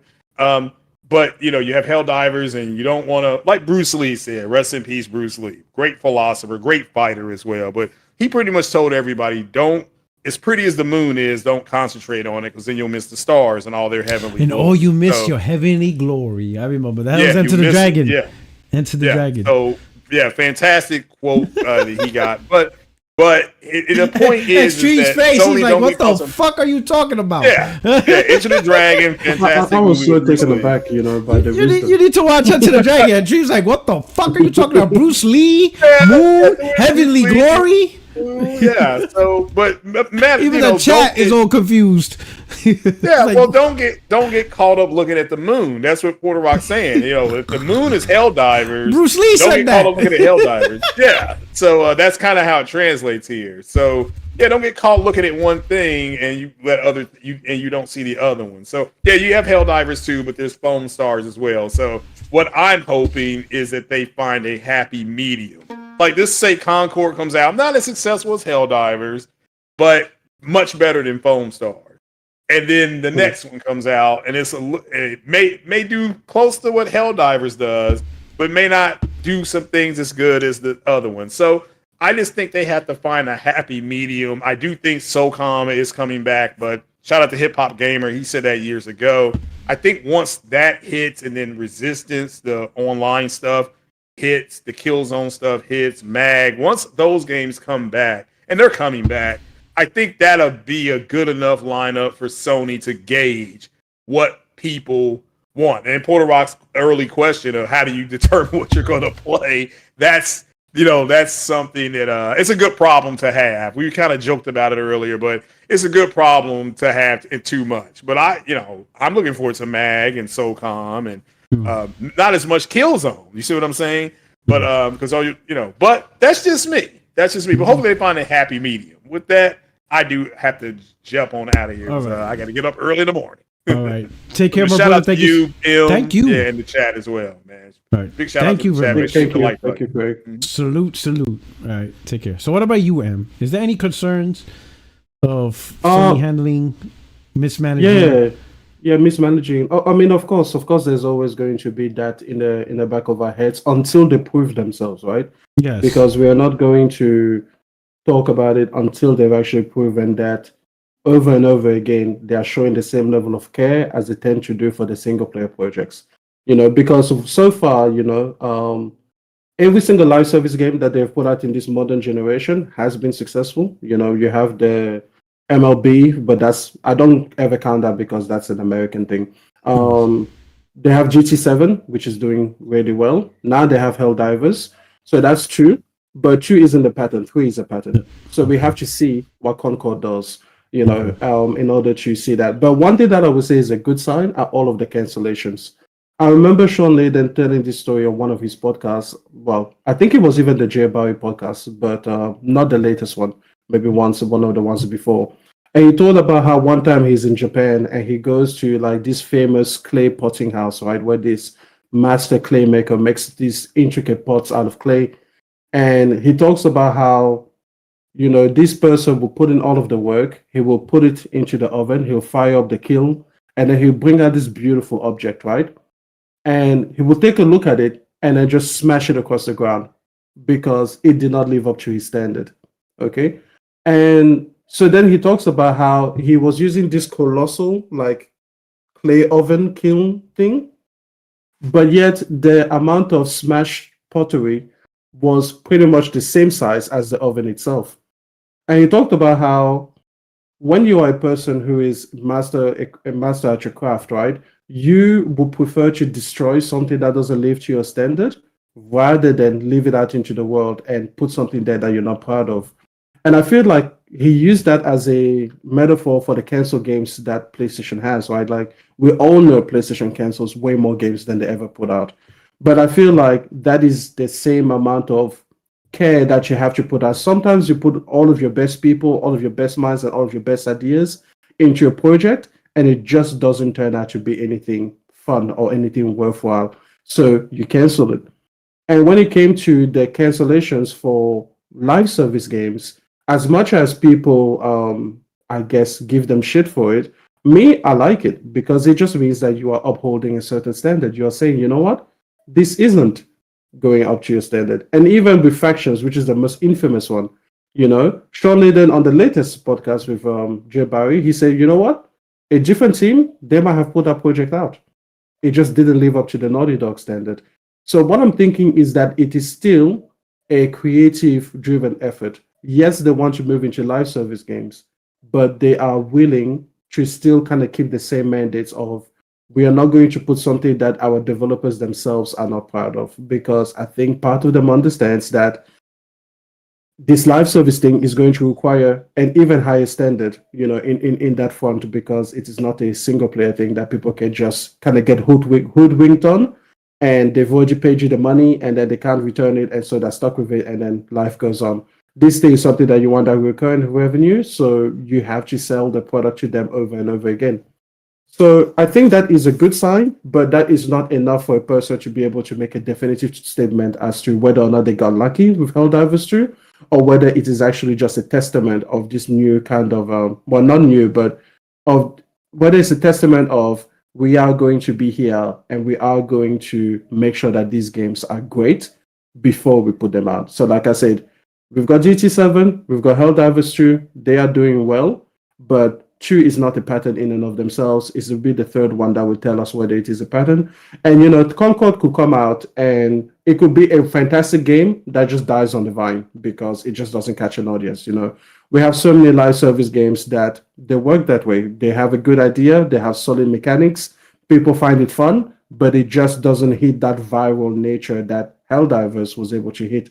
So it could come out and still be like, yeah, this is a great project. So we'll have to wait and see. But I think that I have more, let's say, I am more optimistic than pessimistic about their approach. All right, fair enough. Okay. And earlier in the podcast, you guys were talking about, if they do, hit the magical, I don't know, they catch this magical, wind that wave, right? And it just bang hit after hit after hit. Like, how do you pay it all? I don't think you're supposed to. I think as a person, you're supposed to take 2 or 3 multiplayer games that you might even, you'll probably have 1 as a main and then 2 as your little side chicks where you just kind of dip in to have a little bit of fun and then you go back out. But no, I don't think you're supposed to. I think they're supposed to offer things that are going to capture different audiences. For example, at its core, HellDivers is a co-op horde mode game, right? That's what it is. Yeah, pretty much. Yeah. You take a look at Marathon, and that thing looks more like it could be PvP. I have no idea what the fuck it is because that was a terrible review trailer. Supposedly might even change. Is a sandwich. We could be chefs. Man, there's a lot of sandwiches in these games. Yeah, exactly. It could be no sandwiches. So who the hell knows what that is? Fair Games looks like it's ready to be Payday, 3 or Payday 4 or whatever, which is again a different kind of vibe. So what I'm hoping is that by the time that you finish with this live service kind of like rollout, let's say we're at the end of the generation and we've got 6 of them ongoing, I hope that they all kind of offer something different. It's like, okay, if you want a slower tactical shooter, you guys talked about SOCOM, so people have been saying it's been coming for a while, and like you guys have said, Hip Hop Gamer is the kind of person that stands on business because he's like, no, I don't care how long it takes. If I say something, that's because it was right. So, SOCOM will have a different feel than HellDivers, which will have a different feel from Concord, which will have a different feel than Fair Games. So we'll have to see, where it is that they take it. Apparently they just canceled Twisted Metal. So again, it might have been one of those ideas where it's like, it made a ton of sense, but it just didn't end up being what we wanted it to be at the end of the day. All right. So move on to the next topic. Let me show the audience the tweet. So Mikey Barr, oh man, that man, any chance he gets, he's throwing shots. But he says, Mikey Barr wrote, fantastic work by Nix's Software and Horizon Forbidden West PC. Best graphics I've seen in a long time, and it plays great with the latest PC tech. Can't wait to continue dive in. Just started. And of course, somebody has to come in, can't just leave the man enjoy. He says, dude, just ask Sony for a job. Your desire is clear. Mikey Barr replies back, just catching up on the backlog of games. Don't be mad, PlayStation makes bangers. Celebrate it. Oh man. So Mikey Barr lately has been on his little tirade. He still believes that if you create quality games, the gamers will come, right? But it has this subliminal message, like he knew Microsoft wasn't trying that. And he was there, he was working for them, then he left. He went to Activision. Microsoft bought Activision. He left again. you know.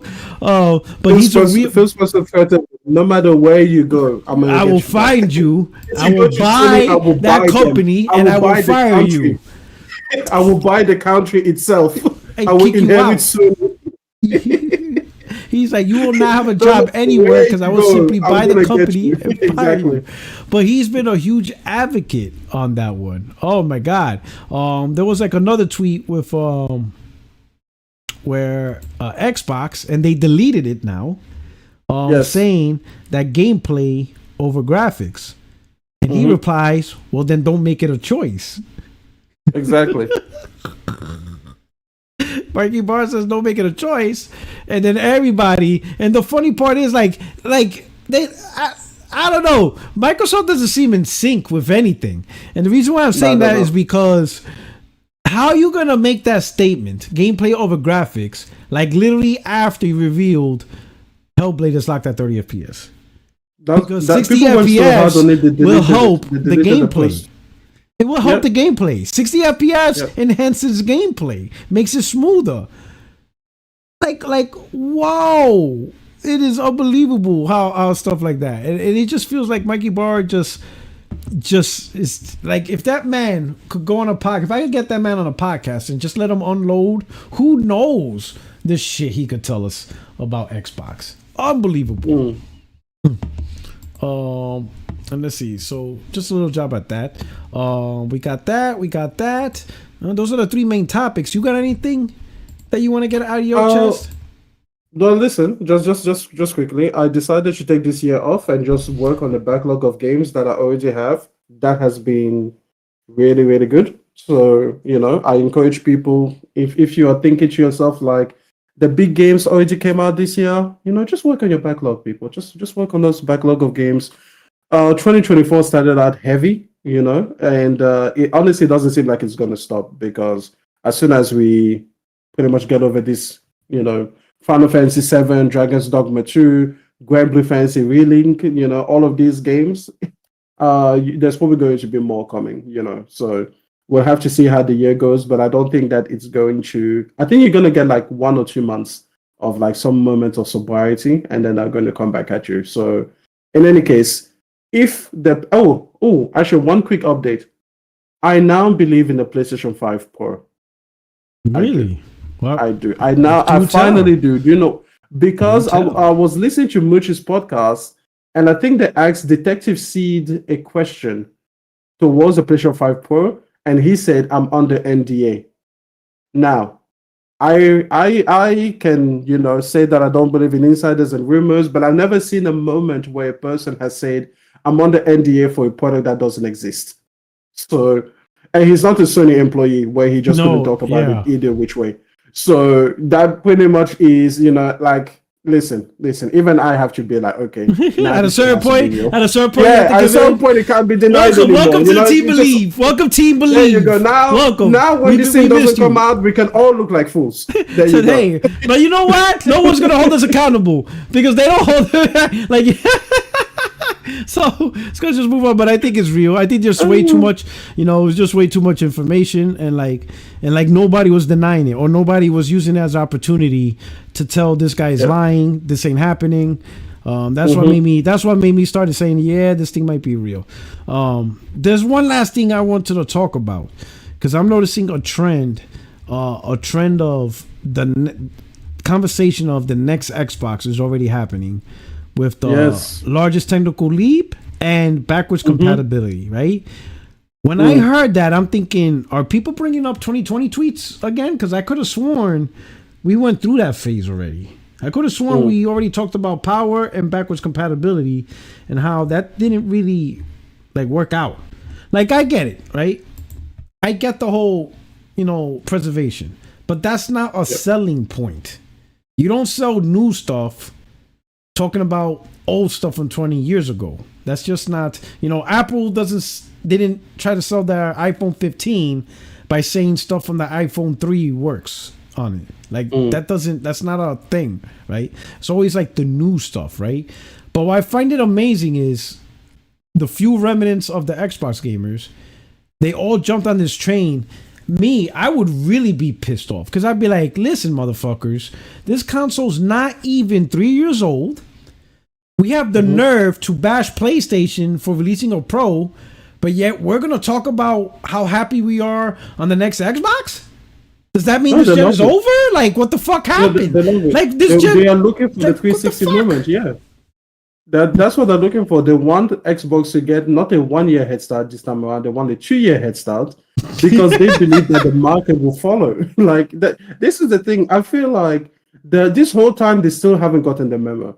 No. Like, this whole time we've been talking about, like, oh, it's about the games. Where are the games? What games are using to justify these products and this hardware? They still don't have the memo. They truly believe that if somehow Microsoft started the next gen, that not only will the consumers follow, but the industry will follow. And I'm telling you right now, where you guys are bleeding developers, because what these people don't understand is that developers are your first client. They are the ones that are going to go and convince people through their games to actually buy into your product. You know, these developers, they're looking at themselves. You know, you heard the talk from GDC, where a lot of these developers in Europe are like, why are you even doing this? Like, why are you even supporting the Xbox? Like, it's a nightmare to get you because of the Series S. We barely sell any. These guys are withdrawing from stores, and the platform is not engaged. It's not hot because the people, if you're not on Game Pass, do not care about whatever product you're putting out there. They don't want to deal with it, you know? So developers are already kind of like lukewarm about it, but they believe that if the Series Z, you know, whatever magical naming scheme Xbox is going to come up with, comes out to 2026, developers are going to be like, yep, fuck the PS5, fuck this generation, let's just go to this new thing, and it's going to be hot, and, you know, EA and everything are going to release exclusives, you know, like the next Madden and the next FIFA and the next, you know, NBA 2K are just going to be exclusive to next gen, and that will be what it is. And I'm just like, no. Like, Microsoft does not have the cachet to begin the next generation, you know, if ever they did, because the PS2 was still competing with the 360. So the point is, I'm sorry, guys, this is not it. But yeah, they still don't have the memo, man. What are we supposed to do? Like, you see Truck Nelson in the chat, and it's just like, boy, it's okay. Listen, Microsoft, this gen did the worst thing they ever could do, which was make people not care about the brand. Majority of the world just don't give a shit about Xbox. Even if Xbox launched a new console, most won't care. They're not going to buy it because Microsoft didn't do anything to say buy the next Xbox, because they didn't do anything to justify the Xbox that's out now. You think people are going to jump in on a brand new Xbox when Microsoft hasn't established a reason to just be an Xbox anymore? People are leaving the ecosystem. It's like people are just leaving. Now I see a lot more hardcore Xbox fanboys now bragging about the PCs they bought, which is fine. Obviously, buy whatever you want. Yep. But there are people leaving the console brand. Microsoft releases a new console. People are going to be like, why? Like, why did you even make a new one? To do what? You didn't do anything. Like, Microsoft did not establish a reputation to be a gate to be once again, or if they ever, to have a console, to be a console maker, right? They didn't establish that. That's what this gen was supposed to do. The Series X and the Series S was supposed to bring back that feeling of, oh, I need to get an Xbox console. They're actually making great games and stuff like that. They didn't establish that. Now, in the middle of the gen, people are like, I'm not buying this shit. And the people that did buy it, they're getting rid of it and moving on to PC, or they're going to PlayStation 5. So Microsoft buying a new console, who's going to see the message? Hardly anyone. Only the hardcore fan, which is at this point diminishing, because more and more hardcore gamers of Xbox are leaving because the brand is just completely diminished. Like, Microsoft is not going to lead the gaming industry into a new gen. No one's going to follow. They're going to look at Xbox like, who the fuck do you think you are? Like, what? Yeah. We're not following you. You're not the market leader. You're not that dude. You know, you're barely relevant. You're not relevant at all in Europe and Japan. And you're getting your own ass kicked in the United States. Like, who do you think you're gonna get people to jump on this train? You know, and your own developers can't even justify it. Yeah. Like, it would be one thing if your developers were like, okay, because that's what first party is meant to do, right? First party is really meant to entice other developers and be like, look what is possible on this platform. But your own developers aren't even doing it. So it's like, but hey, you know what? But I don't even know. My Xbox brethren, you guys have disappointed me.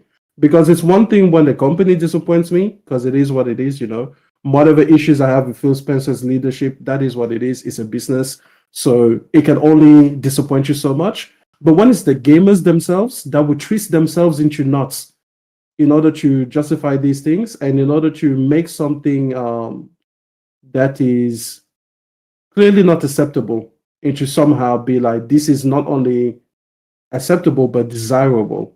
I'm just like, bro.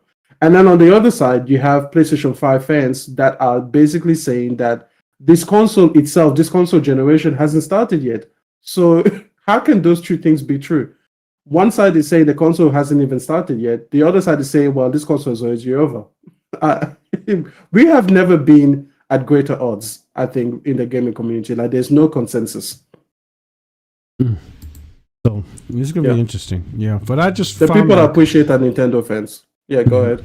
Yeah, so I just saw that. I'm like, game preservation, backwards compatibility, technical advance. Like technical advance again, I don't understand what exactly they're meaning. There's talk about Microsoft potentially having their hardware just be like a third-party platform or like a third-party schematic to where now any manufacturer could make their own Xbox, which I think is a terrible. Yeah.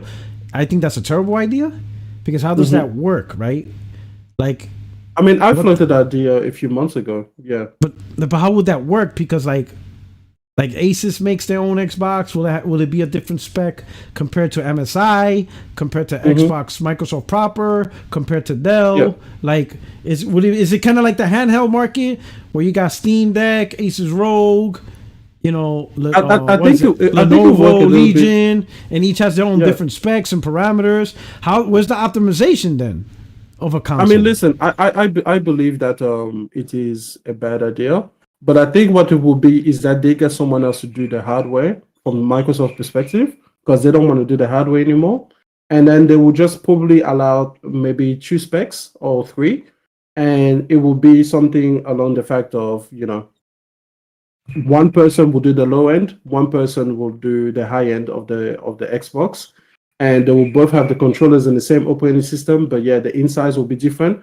And maybe one manufacturer allows you to actually get graphic cards updates. So instead of doing like it basically a mini PC. It basically be it's a PC, and they slack an Xbox sticker on it. Yep, that'll basically much be it.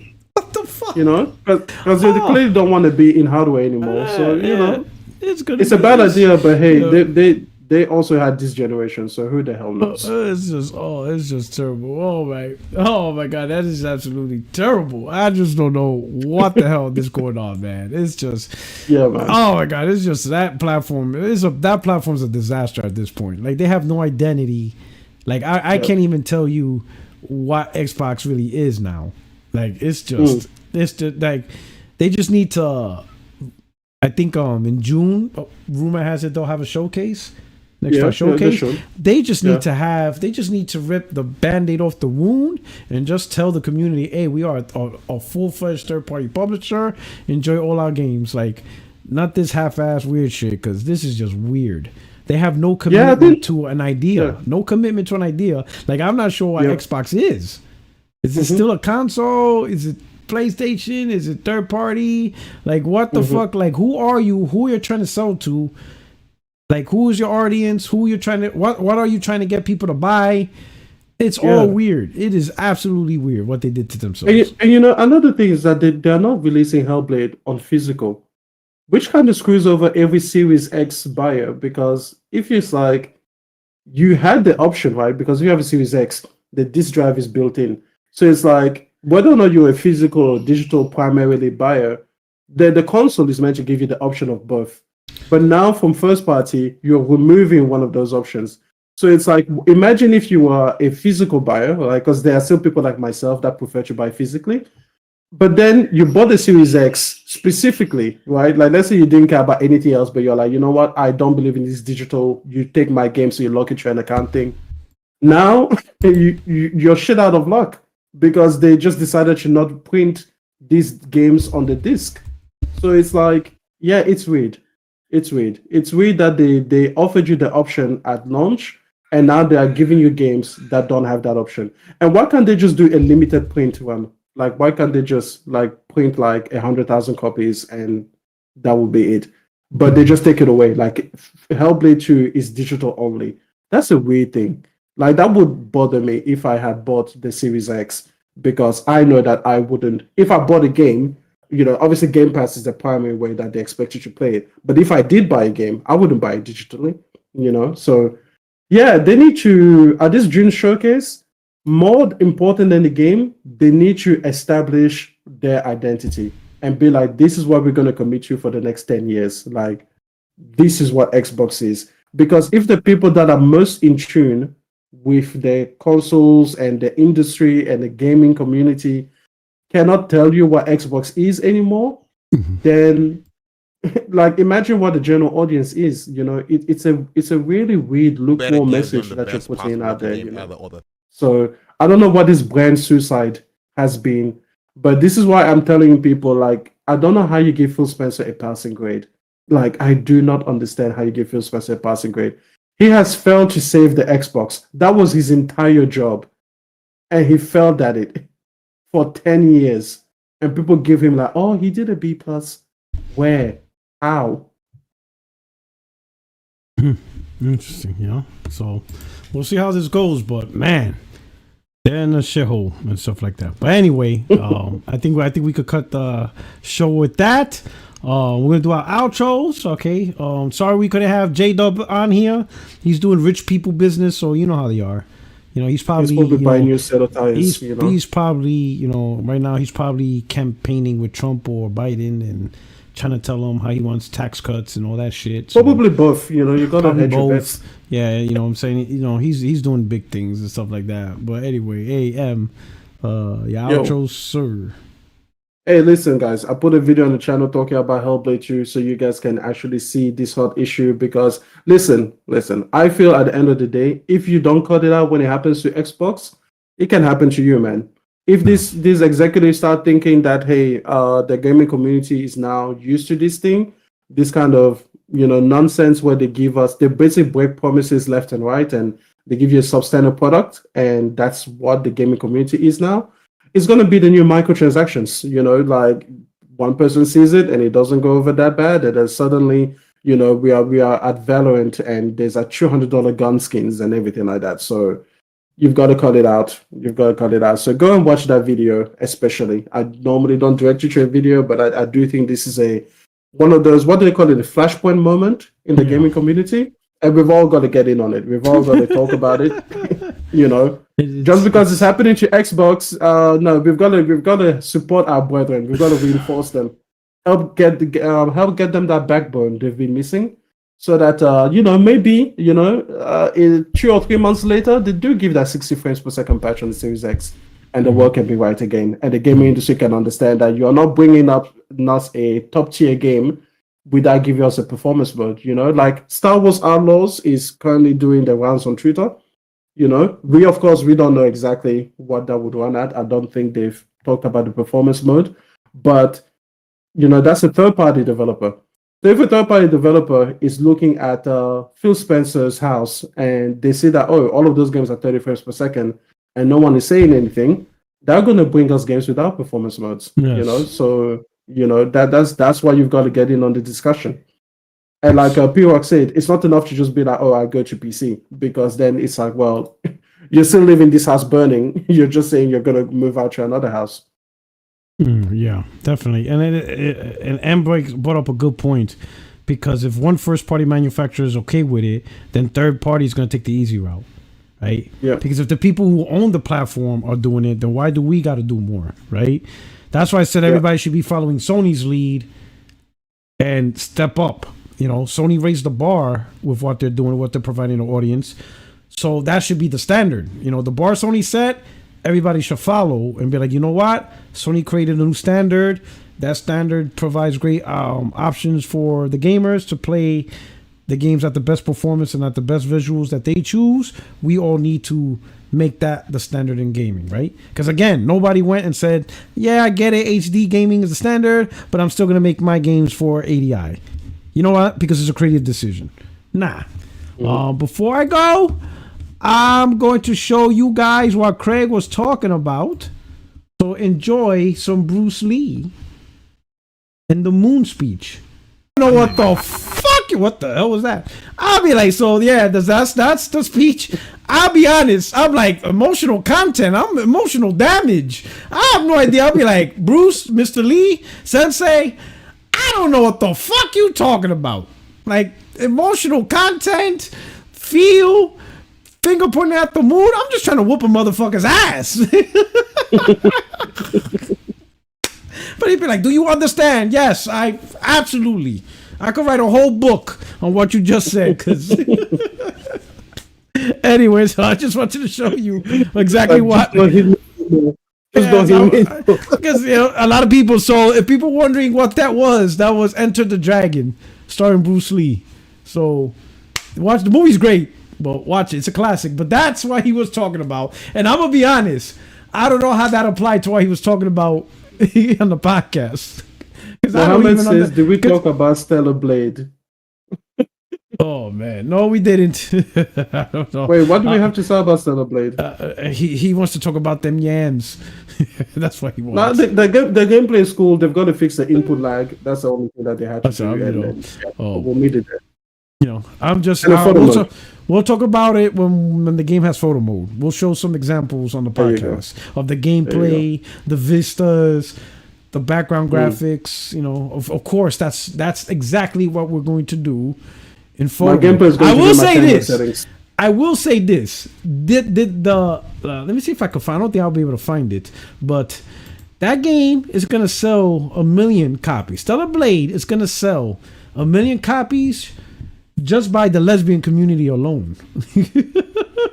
The lesbian community alone. Like, I'm seeing tons of videos of female content creators, and they just pausing the game, and like, Jesus Christ, they're like in heat. I'm like, Jesus, the lesbian community is going to make this game sell 1 million just on them. That community alone is going to make the game successful.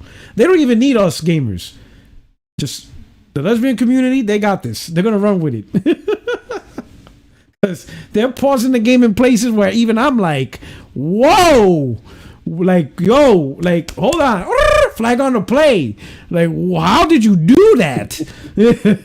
Like, I'm letting you know now. Hey, listen. Let me tell you some Polo that I've learned. Women appreciate beautiful women. I'm sorry, like they don't have to be lesbians. Women like the female form just as much as we do. They may not be sexually attracted to it, but they appreciate a good-looking woman too. So listen, this thing is going to fly. So yeah, I think that this game is going to come and do surprisingly well. Way better than we thought it was going to do just a few months ago. And I know you haven't played the demo, but the gameplay is there. So it's like, it's not just a pretty face. Yeah, so yeah, I didn't play the demo because I knew I'm like certain games you already know. So the demo at a certain point ruins or spoils. It provides a little bit of spoiler for no, you know. So at that point, I'm like, I don't need to. I could just enjoy the game completely once it's in my hands and stuff. I'm trying to see if I could find that video of the one female streamer, and it's like, yo, and then I look at the comments, yo. Like you thought like the male gamers, like, yo, this game is gonna be a hit just with lesbians alone. Like, I look forward to it. I look forward to any game that gets more women into gaming. You know, we've got to normalize that. It can't just be a sausage fest on this side. We've got to, we've got to get women into gaming. We gotta get women into gaming. He said it can't be a sausage fest into this. There you go. Oh man. All right. Okay, anyway. Hey, to the chat, to my friends, my family, my fellow gamers, I hope you enjoyed this episode 60 frames no lag. I'll see you guys next week, Tuesday. Thank you so much for rocking it out.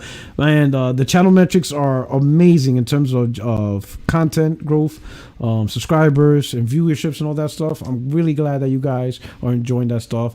I would say I would attribute it to my brother from down under, The numbers spiked as soon as he appeared. You know what I'm saying? I don't know what magic he's bringing, but but this international cooperation is working well and stuff. We got the 5 Eye program happening and stuff. But anyway, I truly appreciate you guys rocking out. Extreme posted his YouTube channel there. Please go out there and support the brother and stuff like that. Who knows? Maybe he'll start doing his own podcast. We'll see how it goes. At the very least, demand him to find Japanese games with no black people, and he needs to review them. That's what you need to do. Review Japanese games that have no black people. Yes, I can get another fan base to hit me. Someone has to do it. Do it for the culture. Do it for the culture. All right. Hey, you guys take care. You have a great night. Absolutely. And to all the people who became members, thank you so much. And to the super chat out there, thank you so much for supporting the channel. Really appreciate it. You guys are a true blessing. You guys are amazing. All right. You guys have a good morning, good evening, good afternoon. You guys take care. See you guys next week. Peace.